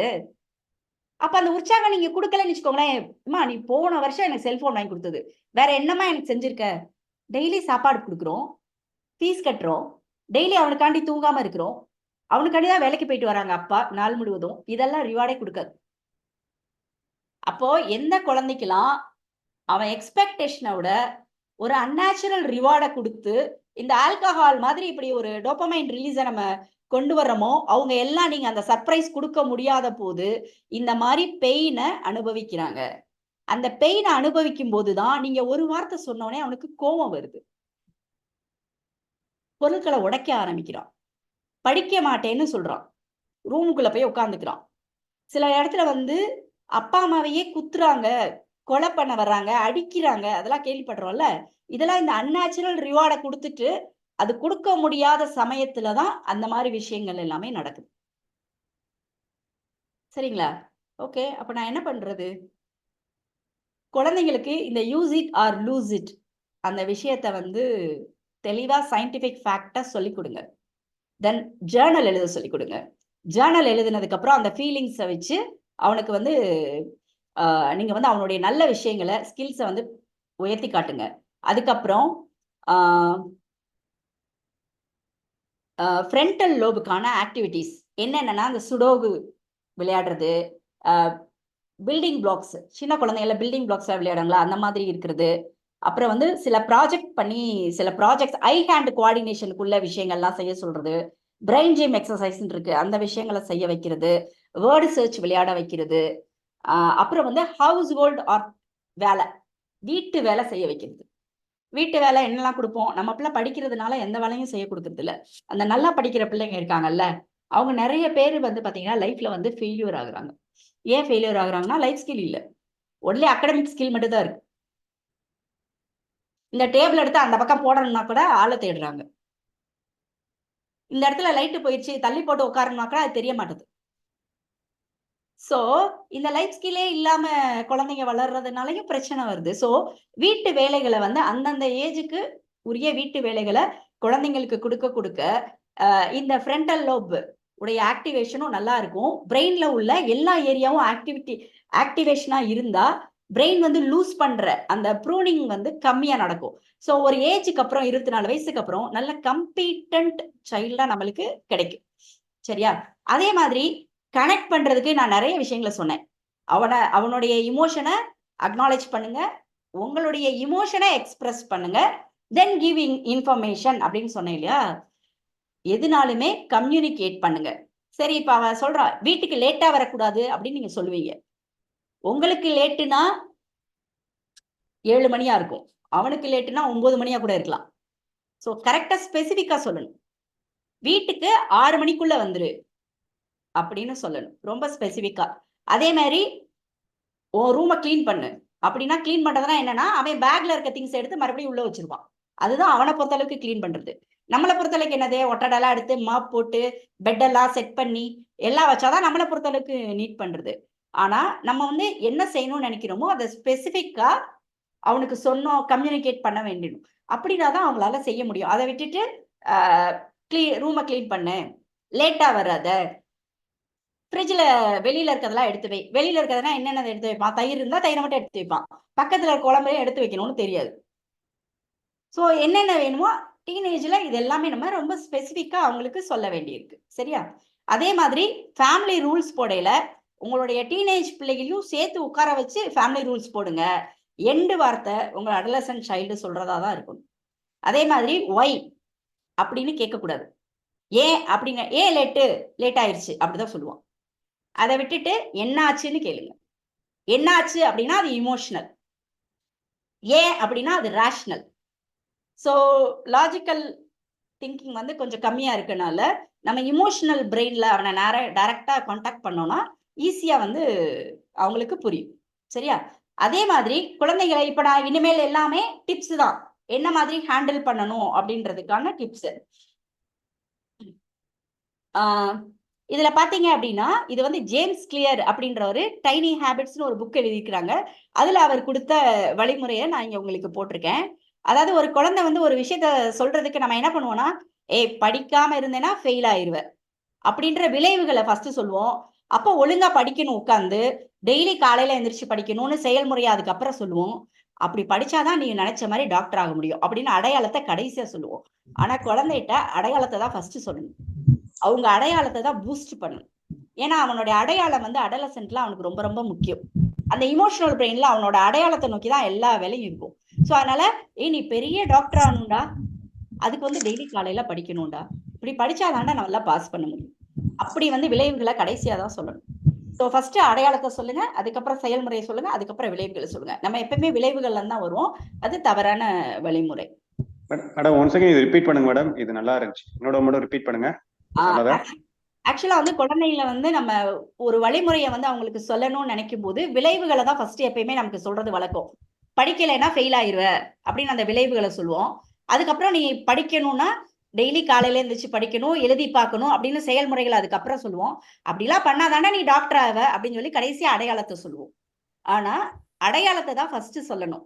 நீ பெரிய டாக்டர்டா அப்படின்னு அவனை பூஸ்ட் பண்ணிட்டு, அப்படி நீ டாக்டர் ஆகணும்னா நீ காலேஜ் படிக்கணும், நிறைய எழுதி படிக்கணும் அப்படின்னு செயல்முறையை சொல்லணும். அதுக்கப்புறமா அப்படிலாம் படிச்சாதாண்டா ஃபெயில் ஆகாம நீ பாஸ் பண்ண முடியும் அப்படின்னு நம்ம சொல்லுவோம். சரிங்களா? சோ இந்த மாதிரி கீழ இருந்து தான் மேல போகணும். அடையாளம் ஃபர்ஸ்ட் சொல்லணும், செயல்முறை அதுக்கப்புறம் சொல்லணும், விளைவுகள் அப்படி சொல்லணும். சோ இந்த மாதிரி வழிமுறைகள் வந்து ஜேம்ஸ் கிளியர் அவரோட புக்ல வந்து நிறைய இருக்கு. நீங்க அந்த புக்கை ரெஃபரன்ஸ் கூட எடுத்து பண்ணலாம். சரிங்களா? அதுக்கடுத்து கிரிட்டிசைஸ் பண்ணக்கூடாது. இப்போ வந்து ஒரு பிள்ளைக்கு வந்து ஒரு வழிமுறையை சொல்லியிருக்கீங்க, வீடியோ கேம்ஸ் விளையாடக்கூடாது, அவனும் உங்ககிட்ட ப்ராமிஸா சொல்லியிருக்கான் நான் விளையாட மாட்டேன்னு. ஆனா திருப்பி அவன் விளையாண்டான்னு வச்சுக்கோங்களேன், நான் விளையாண்டேன் மறுபடியும் அப்படின்னா, இந்த மாதிரி எல்லாம் சொல்லிட்டே இருந்தா உன்ட்ட என்னால பேசிட்டு இருக்க முடியாது, அப்படி சொல்லக்கூடாது. ஃபர்ஸ்ட் அவன்கிட்ட கேட்கணும், அவனுடைய ஃபீலிங்ஸை தான் கேட்கணும். என்ன திருப்பி இவ்வளவு நாள விளையாடாம இருந்தியே, திருப்பி விளையாடுற அளவுக்கு என்ன ஆச்சு, என்ன ஃபீல் பண்ண அப்படின்னு ஆரம்பிச்சீங்க அப்படின்னா திருப்பி அவனை வலிக்கு கொண்டு வரலாம். இல்லன்னு வச்சுக்கோங்களேன், உன்னால முடியாதுல்ல, என் கூட பேச மாட்டீல போ அப்படின்ட்டு நம்மள்ட்ட வந்து டிஸ்டன்ஸ்ல போயிடுவாங்க. சோ ரொம்ப கிரிட்டிசைஸ் பண்ணாம அவங்களோட ஃபீலிங்ஸை அப்ப திருப்பி ஏன் பண்ணலன்ற ஃபீலிங்ஸை தான் ஃபர்ஸ்ட் நம்ம நோட் பண்ணிக்கிட்டே வரணும். தென் அதுக்கப்புறம் ஃபால்ஸ் ப்ராமிசஸ் பண்றது. இந்த வாரம் ஃபுல்லாமா எனக்கு ஸ்கூலே பிடிக்காம போயிடுச்சு, உடனே நம்ம வந்து ஒரு பெரிய ஆள் மாதிரி பிளஸ் பண்ணுவோம், அடுத்த வாரம் நல்லா இருக்கும்டா. ஒண்ணு மட்டும் ஞாபகம் வச்சுக்கோங்க, இப்ப இருக்க பிள்ளைங்க எந்த எவிடன்ஸும் இல்லாம எதையுமே நம்ப மாட்டாங்க. இப்ப நான் உங்களுக்கே வந்து குழந்தைங்களுடைய டீனேஜ் பிரெயினை பத்தி சொல்லி டோபமைன் எல்லாம் பத்தி சொன்னதுக்கு அப்புறம் தான் அவங்களுடைய நடத்தைய பத்தின ஒரு விஷயமே உங்களுக்கு ரிலேபிளா தெரிஞ்சிருக்கும். சரிங்களா? அதே மாதிரிதான் குழந்தைக்கு அடுத்த வாரம் நல்லா இருக்கும் அப்படின்னு பிளஸ் பண்ணா அவன் அதை பத்தி கேட்கவே மாட்டான். அப்ப என்ன பேசணும், இந்த வாரம் இவ்வளவு தூரம் கஷ்டம் கொடுத்தது ஏன் அப்படி கஷ்டமா ஃபீல் பண்ற, அவ்வளவு கஷ்டமா இந்த வாரம் என்ன நடந்தது, என்னாச்சு அப்படின்னு கேட்டீங்கன்னா தான் அடுத்த வாரம் அப்ப இதெல்லாம் கலைஞ்சிட்டா அடுத்த வாரம் பெட்டரா இருக்குமா, அப்ப இதெல்லாம் எவிடன்ஸ், ஓகே இதெல்லாம் கலைஞ்சா அடுத்த வாரம் நல்லா இருக்கும், அப்ப என்ன எது மூலமா அடுத்த வாரம் நல்லா இருக்கும் அப்படின்றதுக்கு எவிடன்ஸோட நம்ம சொல்றோம், ஒரு கைடன்ஸோட சொல்றோம். அப்படின்னும் போது அவனுக்கு வந்து நம்ம என் அம்மாக்கு நான் சொல்றது புரியுது அப்படின்னு, சரி விடுறா நாளைக்கு நல்லா இருக்கும் அப்படின்னா இது என்ன லூசா, நான் சொல்லிட்டு இருக்கேன் நாளைக்கு நல்லா இருக்கும்னா எப்படி நல்லா இருக்கும், சேம் டீச்சர் தான் வரப்போறாங்க, சேம் என்னை வெளியே நிக்க வைக்க போறாங்க, எப்படி நல்லா இருக்கும். அப்போ இன்னைக்கு ரொம்ப கஷ்டமா நீ ஃபீல் பண்றியே, என்ன நடந்தது, என்ன ஆச்சு, இந்த மாதிரி அந்த டீச்சர் இப்படி சொன்னாங்க, இதை சொன்னா நம்ம ஏதாவது ஒரு சில விஷயங்கள் சொல்லி நான் அம்மா வரேன் உன் கூட சேர்ந்து பேசுறேன் அப்படிலாம் சொல்லும் போது நாளைக்கு நல்லா ஆயிரும்டா அப்படின்னும் போது அவனுக்கு ஏதோ ஒரு சப்போர்ட்டிவா இருக்கும். நான் சொல்றது வீட்டுல கேட்கிறாங்க அப்படின்னும் போது எக்ஸ்பிரஸ் பண்ண ஆரம்பிப்பான், கனெக்ட் ஆகும். சரிங்களா? அதே மாதிரி உங்க பிள்ளை வந்து ஒரு விஷயத்த சொல்லும் போது அவன் சொல்றான், என் டீச்சர் தான் இப்படி பண்ணிட்டாங்க, ஏன் உங்க டீச்சர் இப்படி பண்ணாங்க, அவங்க பிள்ளை பண்ணக்கூடாது அப்படின்னு டீச்சரை பிளேம் பண்றது. நம்ம முன்னாடி இல்லாதவங்கள நம்ம எப்பயுமே பிளேம் பண்ணக்கூடாது. அப்ப என்ன சொல்லணும், ஓகே ஐ அண்டர்ஸ்டாண்ட், நம்ம கண்ட்ரோல்ல இருக்க விஷயத்த தானடா நம்ம மாத்த முடியும், நீ உனக்கு வந்து டீச்சர் அப்படி நடந்த போது நீ என்ன ஃபீல் பண்ண, நீ ரொம்ப கஷ்டப்பட்டுட்டியோ அப்படின்னா அவனோட இமோஷன்ஸை தான் அப்பையும் கேட்கணுமே தவிர டீச்சரை திட்டணும் அப்படின்னா அது வந்து நாளைக்கு பையனை வந்து இன்னும் கொஞ்சம் டீச்சர்கிட்ட இருந்து தள்ளி போக தான் வைக்குமே ஒழிய அது வந்து உங்களுக்கான ப்ராப்ளம் சால்விங்க்கு எடுத்துட்டு போகாது. ஸோ இந்த ஸ்லைடு வந்து ஒரு விஷயத்துக்கும் டீப்பர் லெவல்ல குழந்தைங்க என்ன ஃபீல் பண்றாங்க, அதுக்கு நம்ம என்ன பண்ணணும்ன்றது இருக்கு. நான் என்னோட ஸ்லைடு எல்லாத்தையுமே உங்களுக்கு இந்த குரூப்ல கொடுத்து நான் ஷேர் பண்ண சொல்றேன். ஸோ வேணும்னா நீங்க ரெஃபரன்ஸ் எடுத்துக்கிடலாம் அதுக்கப்புறம். சரிங்களா? ஓகே, இது நான் சொன்னதான் energetic children, inactive children, stubborn children. சில எக்ஸசைஸ் மாத்திரம் நான் சொல்றேன். சில இது பிள்ளைங்களுக்கு வந்து ரொம்ப ஆன்ஷியஸா இருந்தாங்க அப்படின்னா என்ன பண்ணலாம் அப்படின்னா, அவங்கள வந்து நல்லா கண்ணை திறந்துக்கிட்டு ஒரு 5 விஷயம் நீ பாக்குறத சொல்லு, 4 விஷயம் நீ டச் பண்றத சொல்லு, 3 விஷயம் நீ கேட்கறத சொல்லு, 2 விஷயம் நீ என்ன ஸ்மெல் பண்ணன்னு சொல்லு, 1 விஷயம் நீ டேஸ்ட் பண்ணதை சொல்லு அப்படின்னு நீங்க சொன்னாலே கொஞ்சம் அப்படி அங்க இருக்கிறதெல்லாம் போய் கொஞ்சம் கிரவுண்டிங் ஆயிடுவாங்க. அப்புறம் கண்ணை மூடிட்டு இதையே கேளுங்க. திருப்பி கண்ணை மூடிட்டு சொல்லுடா, 4 விஷயம் நீ பார்த்தது இந்த ரூம்ல, 3 விஷயம் நீ கேட்கறது அப்படின்ற மாதிரி நீங்க மாத்தி மாத்தி நம்பர்ஸ் எல்லாம் மாத்தி கேட்கலாம். இது எல்லாமே பிள்ளைங்களுக்கு ஆன்சைட்டிய குறைக்கும் கொஞ்சம். சரியா? அதே மாதிரி இந்த விஷயம் இது யாராவது செஞ்சு பாக்குறதுக்கு ரெடியா இருக்கீங்களா? ஒரு 1 minute தான் ஆகும். செய்றீங்களா? ஓகே. சோ பேப்பர் பேனா வச்சிருக்கிறவங்க என்ன பண்ணுங்க அப்படின்னா, இந்த விஷயம் எதுக்கு நான் எழுத சொல்றேன்னா, இந்த 1 minute எக்ஸசைஸ் வந்து உங்களுடைய கான்சென்ட்ரேஷனை வந்து இன்ஸ்டன்டா அதிகப்படுத்தும். நமக்கு எல்லாமே வந்து இன்ஸ்டன்டா இருந்தா நல்லா இருக்கும்னு ஃபீல் பண்ணுவோம் இல்லையா? அதுக்கான போனஸ் தான் இது. சோ இப்போ நீங்க என்ன பண்ண போறீங்கன்னா, வலது கையில எப்பயுமே எழுதுறவங்க இடது கையில எழுதுங்க. என்னோட பேரு அல்லது மை நேம் இஸ் ஜெயசுதா அந்த மாதிரி எழுதுங்க. மை நேம் இஸ் அப்படின்னு எழுதுங்க.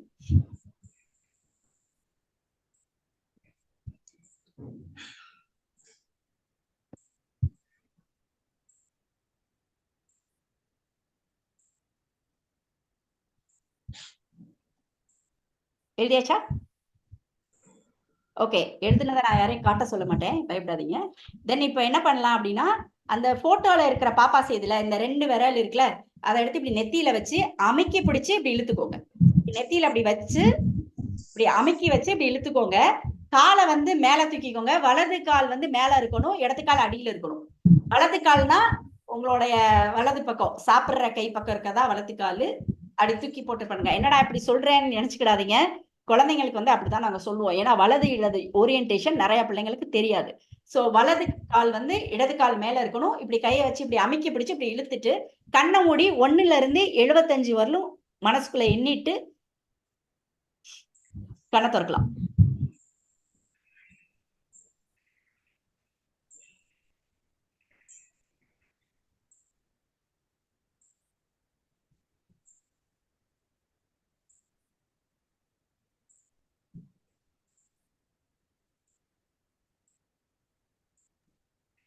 மேம் அந்த கான்சன்ட்ரேஷன் ஸ்லைட் மட்டும் இன்னொரு தடவை காமிங்க மேம். தெரியுதா? எஸ் மேம், தெரியுது. ஓகே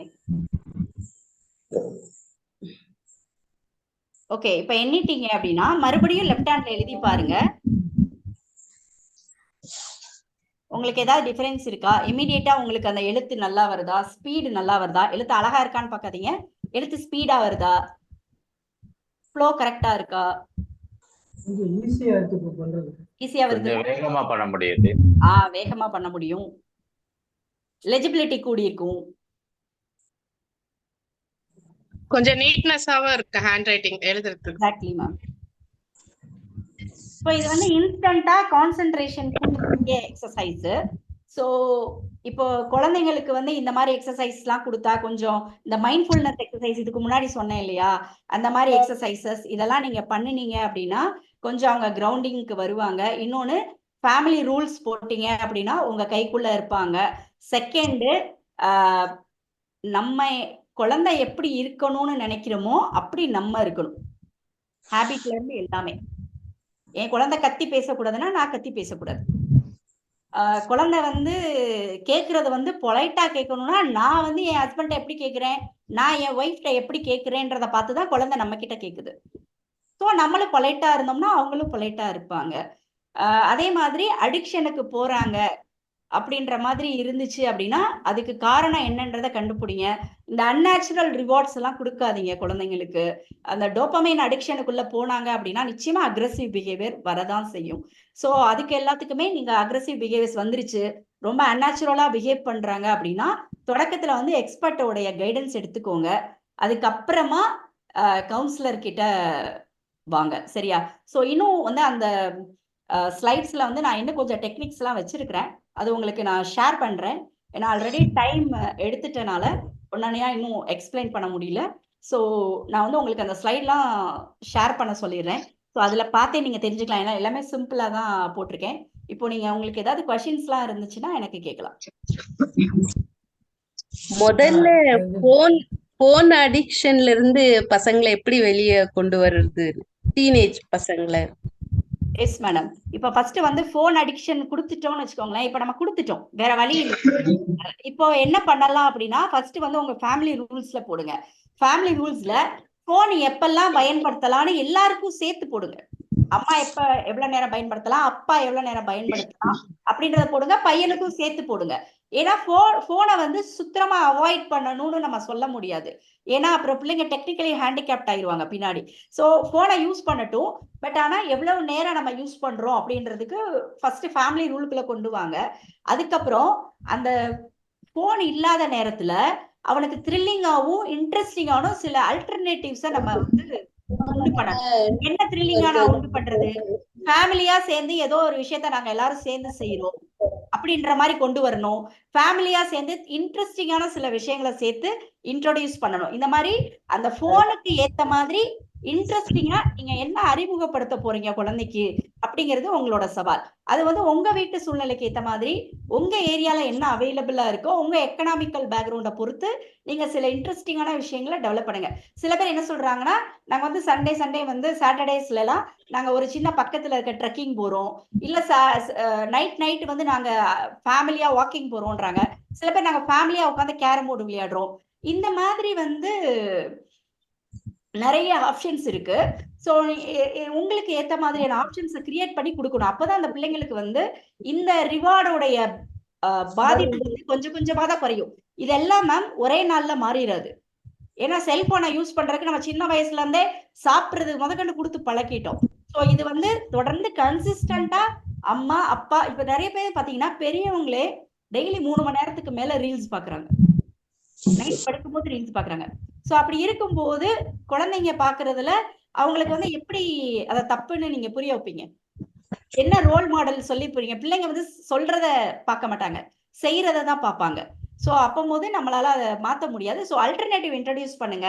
பிள்ளைங்களோட அவன் செல்போன் பார்க்கும்போது என்ன ஃபீல் பண்றான்றத கேளுங்க. அதே ஃபீலிங்க நான் இன்னொன்னுல உனக்கு கொடுக்கவா அப்படின்னு கேளுங்க. அதே மாதிரி சின்ன குழந்தைங்களுக்கு விளையாட பொருட்கள் வாங்கி கொடுக்கும் போது சேர்ந்து விளையாடுவோம் அப்படின்னு சொல்லுங்க. இந்தா உனக்கு வாங்கி கொடுத்துட்டேன்னு போய் விளையாடு. எந்த பிள்ளையும் விளையாடாது, 2 நாள்ல தூக்கி உள்ள வச்சிரும். அப்ப நம்ம என்ன சொல்லுவோம், நான் ஊர்ல இருக்க எல்லாத்தையும் வாங்கி கொடுத்துட்டேன், உன்னையாவது 1 மாசத்துக்கு மேல நீ விளையாடுறியா?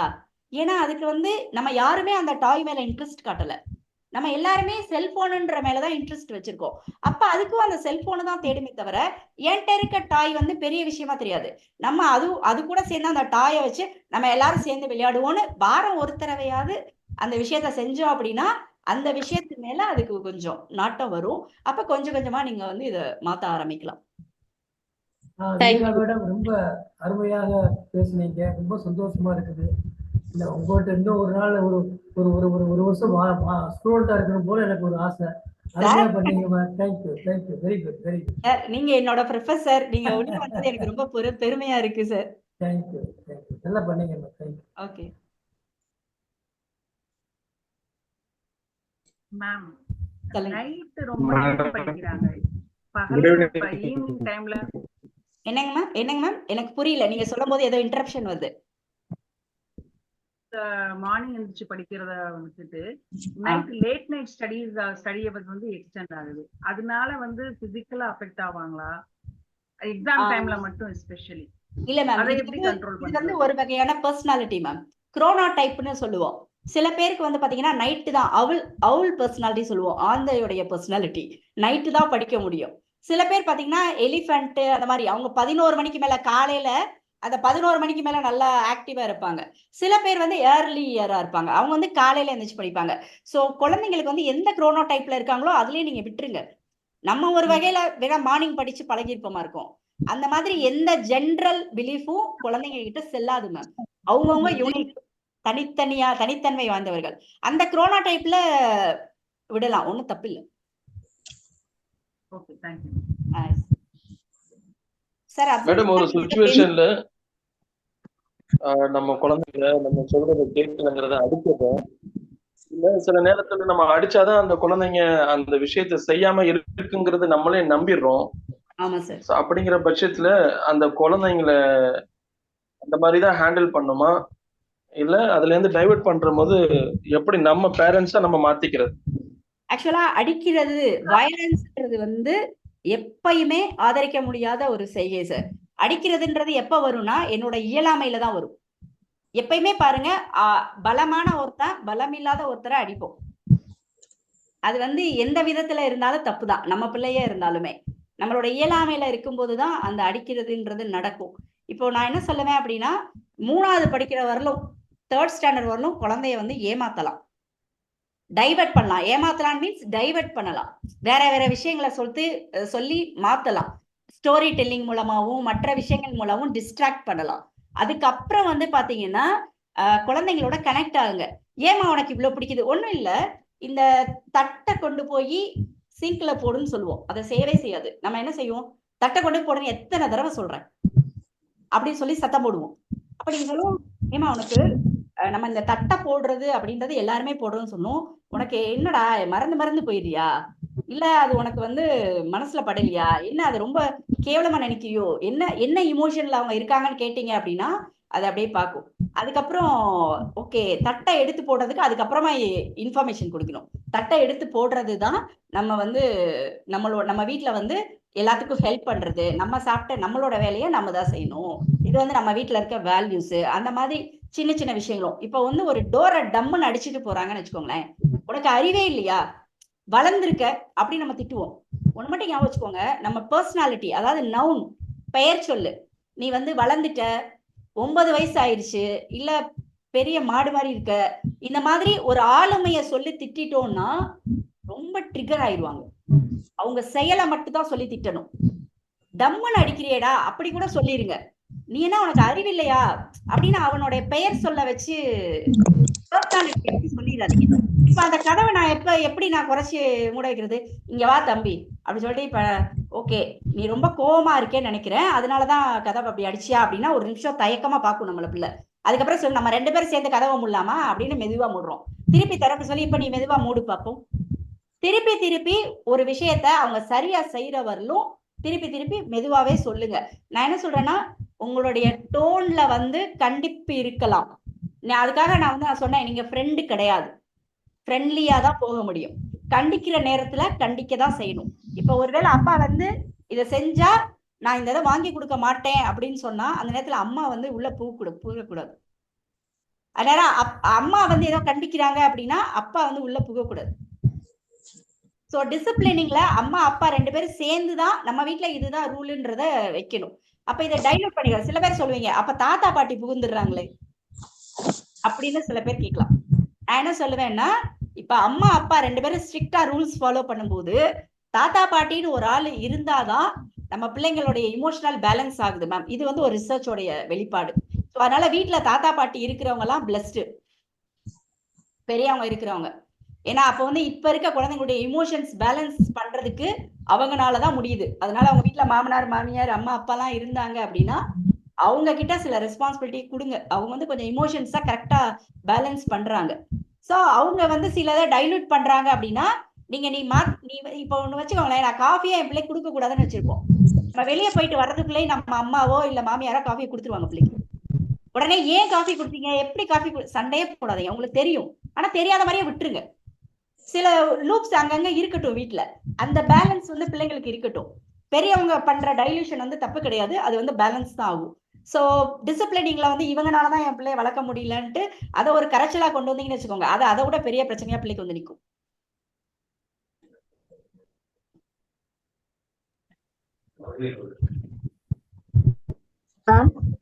டென்த் படிக்கிறான் தம்பி, தூக்கம் அதிகமா வருதுன்னு சொல்றான், டைம் பத்த மாட்டேங்குது, மொபைல்ல எந்த ஹேபிட்டும் கிடையாது, அவனுக்கு விளையாடுறதுக்கு கூட டைம் இல்லாத அளவுக்கு இருக்கு, அதை எப்படி ஹேண்டில் பண்றது?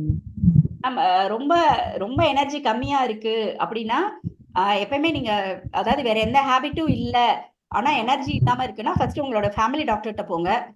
சில நேரம் வந்து இந்த நிறைய இந்த 10th 12th வரும்போது சாப்பாடு இதுல எல்லாம் ரொம்ப நாட்டம் இல்லாம தண்ணி நிறைய குடிக்காம இருப்பாங்க. இந்த விட்டமின் B12, பாஸ்பரஸ், கால்சியம் இதெல்லாம் குறைஞ்சாலே பிள்ளைங்களுக்கு வந்து ரொம்ப கன்ஃபியூஸ்டாவும் லோ மூட்லயும் ஃபீல் பண்ணுவாங்க. ஸோ ஃபேமிலி டாக்டர்கிட்ட கேட்டு அவங்களுக்கு ஏதாவது சத்து குறைபாடா இருந்தா அதை ஃபர்ஸ்ட் கவனிங்க. அதுக்கப்புறம் வந்து படிக்கிறது வந்து ரொம்ப ஆன்சியஸா படிக்கிறாரான்றத நோட் பண்ணுங்க. ரொம்ப படபடான்னு 4-5 புக்கை ரெஃபர் பண்ணி நிறைய தேவைக்கு அதிகமா படபட போட ஒரு பயத்தோடயே படிக்கிறாரான்றத நோட் பண்ணுங்க. அதுக்கப்புறம் அதுக்கான விஷயங்களை பாருங்க. அந்த ஆன்சைட்டி குறைக்கிறதுக்கு சில சோஷியல் டிஸ்ட்ராக்ஷன்ஸை கொடுங்க. இவ்வளோ டைமிங் படிச்சா போதும். மற்ற விஷயங்களை வந்து கைடன்ஸ் வந்து டீச்சர்ஸோட கைடன்ஸோட அவனுக்கு கொடுங்க. Ma'am good evening ma'am. நான் ஆல்ரெடி 2 ப்ரோக்ராம் உங்களோட அட்டன் பண்ணியிருக்கேன் மேம். நிறைய இன்ஃபர்மேஷன் கிடைச்சிருக்கு. இன்னைக்கு உங்களோட ப்ரோக்ராம்ல நிறைய நியூ இன்ஃபர்மேஷன் கேதர் பண்ணிக்கிட்டேன் மேம். Thank you ma'am. நீங்க சொல்ற மாதிரி நிறைய குழந்தைங்களுக்கு வந்து இதை பண்ணலன்னு சொல்லி தான் நிறைய கேட்பேன் என்னோட வீட்டுல. பட் நீங்க இன்னைக்கு சொன்ன அந்த பிரெயின் வந்து அவங்களுக்கு மெச்சூரிட்டி இன்னும் ஆகலைன்றதை நான் இன்னைக்கு அண்டர்ஸ்டாண்ட் பண்ணிக்கிட்டேன் மேம். நிறைய நீங்க கொடுத்த ஐடியாவை நான் ஃபாலோ பண்றேன் ma'am. Thank you so much. Thank you ma'am. நீங்க சொல்ற மாதிரி நான் கடைக்கு நீங்க ஸ்டாப்பிங் பண்ணும்போது ஓரியன்டேஷன் கொடுத்து போகணும்னு சொல்லுவீங்க மேம். ஸோ அதெல்லாம் நான் ஃபாலோ பண்ணிட்டு தான் மேம் இருக்கேன். அது போக நீங்க வீக்லி 1 டைம் வந்து அந்த குழந்தைங்களோட விளையாண்டோன்னா அவங்க ரொம்ப ஹாப்பியா ஃபீல் பண்றாங்க. மேம் நீங்க ஃப்ரீயா இருப்பீங்களாம்மா விளையாட வாங்கம்மா அப்படி கூப்பிட்டு அவங்களோட போகும்போது அவங்க ரொம்ப சந்தோஷமா ஃபீல் பண்றாங்க. நீங்க இன்னைக்கு இந்த நிறைய கொடுத்த இன்ஃபர்மேஷன்ல ஒரு 10 இன்ஃபர்மேஷன் நான் ஃபாலோ பண்ணிட்டு இருக்கேன் மேம். இன்னமும் எனக்கு நியூ ஐடியா கிடைச்சிருக்கு. Thank you so much ma'am. Thank you for your sharing ma'am. நீங்கள் உங்களோட எக்ஸ்பீரியன்ஸ் ஷேர் பண்ணது வந்து மற்றவங்களுக்கு மோட்டிவேஷனாக இருக்கும். நம்மளும் அதை ஃபாலோ பண்ணலான்னு. Thank you very much. Okay ma'am. Madam good evening madam. Good evening sir. Madam இன்னைக்கு இருக்கிற பசங்க வந்து எஜுகேஷன்ல ரொம்ப ஸ்ட்ராங்கா இருக்காங்க. கல்விக்கு ரொம்ப முக்கியத்துவம் கொடுக்குறோம். ரிலீஜியஸ் ஆஸ்பெக்ட்ல கொஞ்சம் அதுல பின்தங்குற மாதிரி என்னுடைய கணிப்பு இருக்கு. அதுல அவங்கள முன்னுக்கு கொண்டு வர்றதுக்கு என்ன மேடம் பண்ணணும்? சார் அந்த டீனேஜ்ல வந்து அது கொஞ்சம் குறைஞ்ச மாதிரி தெரியும் சார். ஆனா நம்ம வந்து அவங்க நிறைய கேள்விகள் கேட்க ஆரம்பிப்பாங்க இல்லையா, அதுக்கு எல்லாத்துக்குமே வந்து பொறுமையா கொஞ்சம் பதில் சொல்லிட்டு கொஞ்சம் எவிடன்ஸ் பேஸ்டா நம்மளுடைய அப்ரோச்சை மாத்தணும் சார். ரிலீஜியஸா இருந்தாலும் சரி, எந்த ரிச்சுவல்ஸ்னாலுமே கொஞ்சம் எவிடன்ஸ் பேஸ்டா மாத்தினாதான் அதுல ஒரு நம்பிக்கை வரும். ஏன்னா இப்ப இருக்கிற ஜி ஜென்ரேஷன் சொல்றோம் இல்லையா, 1995க்கு அப்புறம் பிறந்தவங்க, அவங்க எல்லாத்துக்குமே வந்து பாத்தீங்க அப்படின்னா டெக்னிக்கலா எந்த விஷயம் ரீச் ஆகுதோ அதை தான் அவங்க வந்து நிறைய நம்புறாங்க. ஸோ உங்களுடைய அப்ரோச்ல வந்து டெக்னிக்கலா நீங்க வந்து சில விஷயங்களை ஆதாரங்களை டெக்னிக்கலா போட ஆரம்பிச்சீங்கன்னா அதுல அவங்க பார்ப்பாங்க. அது வந்து நீங்க தப்பா நினைச்சுக்கிடாங்க, ரிலீஜியஸை கொண்டே கமர்ஷியலா கொடுக்க முடியுமான்னு. சில நேரம் வந்து மீம்ஸ் மாதிரி போட்ட விஷயங்களை தான் நம்ம ஆக்சுவலா சிலபஸ்லயே மீம்ஸ் மாதிரி கிரியேட் பண்ணுங்க சிலபஸ் கண்டென்ட் எல்லாம் அப்படின்னு தான் நம்ம சொல்லிட்டு இருக்கோம். ஸோ ரிலீஜியஸா சில விஷயங்களை சொல்ற விஷயங்களை டெக்னிக்கலா மாத்துங்க. பிளஸ் 2012க்கு அப்புறம் பிறந்த குழந்தைங்க ஆல்பா சில்ட்ரன் சொல்றோம். அவங்களுடைய பெரிய ட்ரையட் என்ன அப்படின்னா மாற்று பண்பாடு கலாச்சாரத்தை முழுவதுமா ஏற்றுக்கொள்ற மனப்பான்மையில இருக்கிறாங்க. ஸோ இந்த மாதிரி இருக்கும்போது அந்த ட்ரையட்டையே நம்மளால மாத்துறது கொஞ்சம் கஷ்டம் தான் சார். அப்போ அந்த மாதிரி மாற்று கலாச்சாரத்தையும் உள்ள கொண்டு வரும்போதும் இந்த கலாச்சாரம் கெட்டியான ஒரு விஷயம்னு கொண்டு வர்றதுக்கு நம்ம கிட்ட என்ன இருக்குன்னு நம்ம பார்க்கணும் சார். அத வந்து அவங்களுக்கு புரியுற மாதிரி டெக்னிக்கலாவும் நீங்க மாத்தணும் sir. Thank you ma'am. Thank you ma'am. Hello ma'am. Good evening ma'am. சொல்லுங்க மேம். சொல்லுங்க மேம். மேம் ஆக்சுவலி நான் 21 year old. I'm just teen. I have not got married. I'm unmarried. The thing is, இப்போ சின்ன வயசுல இருந்தே நம்ம அந்த மைண்ட் செட், இப்போ அதே மைண்ட் செட்டோட வளர்ந்த எங்களுக்கு என்ன solution? How we have to come out of all these things? I mean, கொஞ்சம் கிளியரா சொல்ல முடியுமா? ஏதாவது ஒன்னு எக்ஸாம்பிள் சொல்லுங்க. ஃபார் எக்ஸாம்பிள், இப்போ நீங்க சொன்னீங்க இந்த மாதிரி ஒரு குழந்தையோட வந்து லாஜிக்கலா we cannot handle them because ஏன்னா வந்து அது பின்பகுதியிலிருந்து வளருது அப்படின்னு சொன்னீங்க. ஸோ எந்த விஷயமும் எமோஷ்னலா சொன்னா they can catch it easier. So இந்த மாதிரி ஒரு குழந்தைய வந்து நம்ம வளர்க்கணும். So as you said for little ones, but நாங்க லைக் ஃப்ரம் த சைல்ட்ஹுட் நாங்க வந்து வேற மாதிரி வளர்க்கப்பட்டோம் இல்லையா? ஸோ எங்களுக்கு என்ன solution? How we can change ourselves? நீங்க வந்து ஆக்சுவலா ஃபர்ஸ்ட் இப்பமே வந்து உங்களுடைய இமோஷனை எக்ஸ்பிரஸ் பண்ண பழகுங்க. சரியா? உங்களோட இமோஷன்ஸை எக்ஸ்பிரஸ் பண்ண பழகுங்க. நீங்க உங்க இமோஷன்ஸை எக்ஸ்பிரஸ் பண்ணீங்க அப்படின்னா இப்போ நீங்க பேசுறீங்களா ரஷிதா? இப்போ நீங்க எப்படி ஃபீல் பண்றீங்கன்னு சொல்லுங்க. How do you feel now? Ma'am actually I'm Fatima. Sorry Fatima, இப்போ என்ன ஃபீல் பண்றீங்க நீங்க? ரைட் நவ் உங்க ஸ்பீச்சை கேட்டுட்டு ரிஃப்ரெஷ்ஷா ஃபீல் பண்றேன். ரிஃப்ரெஷ்ஷா இருக்கா குழப்பமா இருக்கா?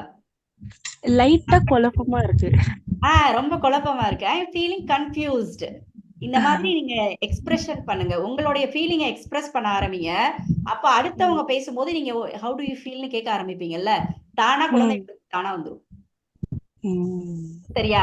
இன்னொன்னு, ஒரு டிரான்சிஷன் இருக்கும்போது, பாத்திமா நீங்க ஒரு அன்மேரிடுன்றதுனால சொல்றேன், ஒரு டிரான்சிஷன் இருக்கும்போது நிறைய இமோஷன்ஸ் வந்துட்டு போகும். ஷாக்கிங் இருக்கும், ஆன்சைட்டி இருக்கும், எல்லாமே இருக்கும். இது எல்லாத்தையும் ஒரு இயல்பான ப்ராசஸா எடுத்துட்டு நகர்ந்துட்டே போனீங்கன்னா தான் சேஞ்சுக்குள்ள போக முடியும். ஸோ இயல்பா எடுத்துக்கிட்டே, இப்ப நீங்க கன்ஃபியூஸ்டா இருக்கீங்கல்ல, இதை அக்செப்ட் பண்ணிக்கோங்க. அடுத்து நீங்க கல்யாணம் ஆகி போகும்போது நிறைய விஷயங்கள் வந்து ஆன்சைட்டியும் கொடுக்கும், ஷாக்கிங்கும் கொடுக்கும். ஸோ அதெல்லாம் வந்தாதான் நீங்க சேஞ்ச் ஆகுறீங்கன்னு அர்த்தம். ஸோ அதுக்குள்ள போனீங்க அப்படின்னா இன்னும் கொஞ்சம் அழகா போயிடலாம். சரியா? Thank you very much ma'am. ஒரு கிளியர்னஸ், கிளாரிட்டி கிடைச்சிச்சு. Thank you, thanks lot.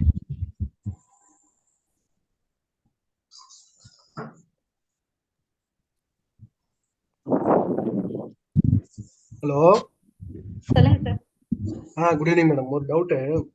நம்ம குழந்தைங்களுக்கு ஏதாவது சொல்லும் போது பாத்தீங்கன்னாக்கா அவங்க சொல்லி வேற எங்கேயாவது கவனிச்சிட்டு இருப்பாங்க. அது என்ன ரீசன் மேடம் இருக்கும்? சார் ஏதோ சவுண்ட் வருது. இல்ல மேடம், நம்ம குழந்தைகிட்ட ஏதாவது ஒரு வேலை சொல்றோம், ஏதாவது ஒரு சொல்லி கொடுக்கணும்னு வச்சுக்கோங்க, அவங்க வந்து நம்மளதான் பாத்துட்டு இருப்பாங்க, ஆனா வேற எங்கேயாவது திங்க் பண்ணிட்டு இருப்பாங்க. அது என்ன ரீசனா இருக்கும்? அது வந்து என்னன்னா, அவங்க என்ன ஃபீல் பண்ணிட்டு இருக்காங்கன்ற, அதாவது சில விஷயங்கள் வந்து அன்வான்டா நடக்கும். முன்னாடி நடந்திருக்கும், இப்ப கிளாஸ் ரூம்ல நடந்திருக்கும். இப்ப அவங்க ஏஜ் எவ்வளவு சார் நீங்க சொல்ற குழந்தைங்களுக்கு? Below 12 madam. பிலோ 12 அப்படின்னா ஒண்ணும் இல்ல. அவனுடைய இதுக்கு முன்னாடி நடந்த பியர் குரூப்ல நடந்திருக்கும், கிளாஸ் ரூம்ல நடந்த விஷயங்களை அவங்க யோசிச்சுட்டு இருப்பாங்க. ஒண்ணுமே இல்லை, நீங்க ஏதாவது பிள்ளைகிட்ட வேலை சொல்ல முன்னாடி how to you feel now, இப்ப எப்படியா இருக்க, ஃப்ரீயா இருக்கியா, இந்த வேலையை மட்டும் நம்ம செய்யலாமா அப்படின்னு கேளுங்க. அலர்ட்னஸ்க்கு வந்துருவாங்க. அவங்க என்ன ஃபீல் பண்ணிட்டு இருக்காங்கன்னு நம்ம கேட்காத போது அவங்க எல்லாரும் வேற வேற இடத்துல இருப்பாங்க. இன்னொன்னு, 3 வேலையை ஒரே நேரத்துல சொன்னீங்கன்னு வச்சுக்கோங்களேன், நீ போய் கிச்சன்ல போய் எது மூடி இருக்கு திறந்திருக்கோ அதெல்லாம் மூடிட்டு அங்க இருக்க தண்ணி டம்ளர் எடுத்துட்டு தண்ணியை பிடிச்சிட்டு வான்னு வச்சுக்கோங்களேன், அங்க போய் நின்றுட்டு உங்களை திரும்பி பார்க்கும். மத்த 3 விஷயமும் தெரியாது.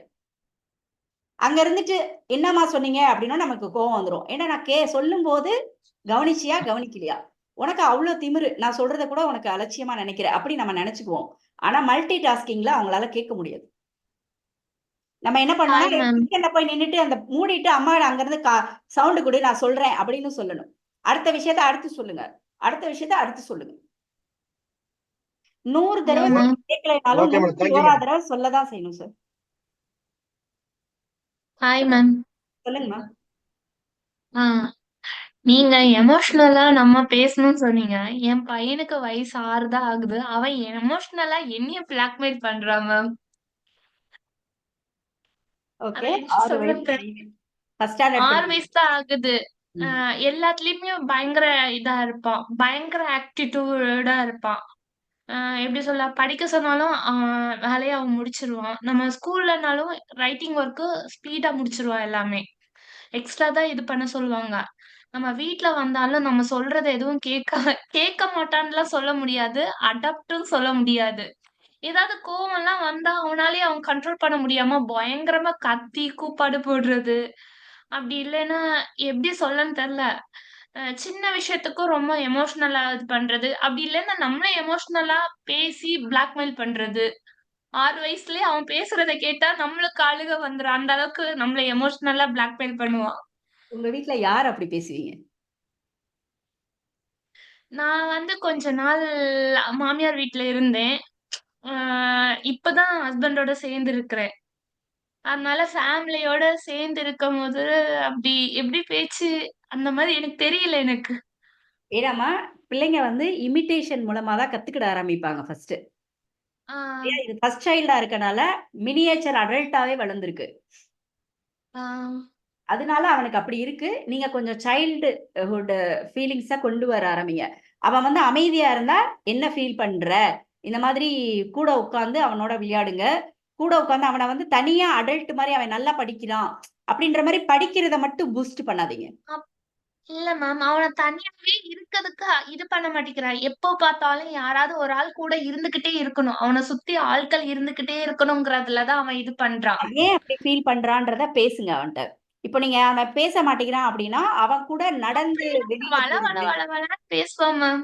ஏதாவது பேசிக்கிட்டே இருப்போம். அந்த சம்பந்தமே ஏதாவதுன்னு இல்லாம. சொல்றீங்க இல்லையா, அதுல ஆ, இமோஷன்ஸ் என்னன்னு ஐடென்டிஃபை பண்ணுங்க. ஆ, அதுல பயம் நிறைய இருக்கான்ட்டு பாருங்க. இன்னொன்னு பயம் நீங்க சொல்றீங்க இல்லையா, ஏதோ ஃபேமிலி இஷ்யூஸ் இருக்கு பய இல்லையா? பயம் அந்த அளவுக்கு எல்லாம் கிடையாது மேம். நான் அதான் சொல்றேன்ல, 3 வயசுலயே வந்து பாம்பு போகுதுன்னா அத தொடுறது கூட பயப்பட மாட்டான். அந்த அளவுக்கு பயம்லாம் கிடையாது. மொத பிள்ளைகள் ஸ்கூல் போகும்போது அழும். அவன் வந்து ஸ்கூல் போறதுக்கு அழுதாலுமே அங்க போனா அதுக்கேத்த மாதிரி எந்த இடத்துல போறானோ அதுக்கேத்த மாதிரி அடாப்ட் ஆயிருவான்.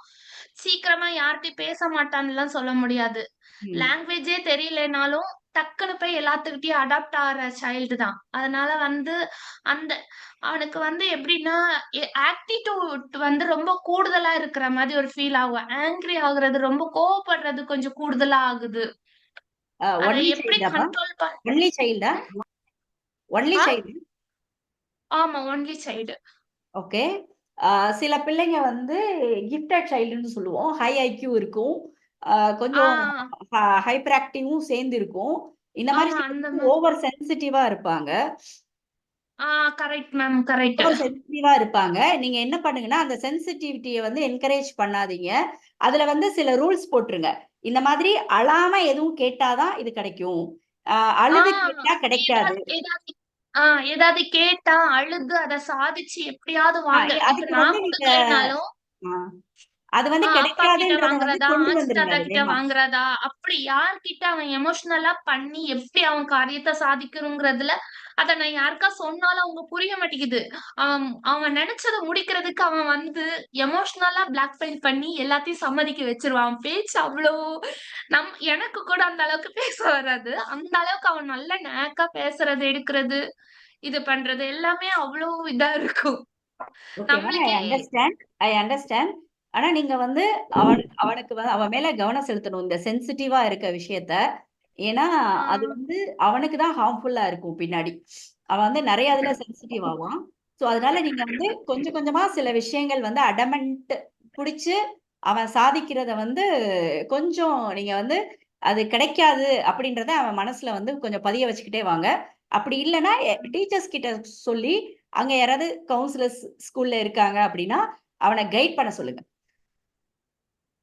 ஸ்கூல்ல எல்லாம் அந்த அளவுக்கு ப்ராப்ளம்ஸ் எல்லாம் கிரியேட் பண்ணல மேம். ப்ராப்ளம்ஸ் அந்த இல்லப்பா, அளவுக்கு ப்ராப்ளம்னு வந்தாதான், அதாவது நம்மளோட பிரச்சனை என்ன அப்படின்னா நம்ம வந்து நம்ம குழந்தைய நல்ல குழந்தைன்னு சொல்லுவோம், இந்த பிரச்சனை இருக்குன்னு சொல்லுவோம். பட் இந்த பிரச்சனை இருக்கிறதுனால குழந்தை வந்து பிரச்சனையான குழந்தை கிடையாது, ப்ராப்ளமேட்டிக் இல்ல சைல்டு மேம், கிடையாது. எப்பவுமே சில்ட்ரன் அவனை வித் வந்து ப்ராப்ளம்ஸ் தான். ஐடென்டிஃபிகேஷன் சரியா? பண்ணிக்கிட்டே இருக்கணும். எல்லாரும் நம்மளை மட்டும் தான் பார்த்துட்டு இருக்கணும், நம்மளை கவனிக்கணும், எல்லாரும் நம்மளை பார்த்துக்கிட்டே இருக்கணும் அப்படிங்கிற அந்த தாட் அதிகமா இருக்குது அவனுக்கு. எக்ஸாக்ட்லி. அதுக்குதான் கவுன்சிலரோட கைடன்ஸ் வாங்கிக்கோங்க.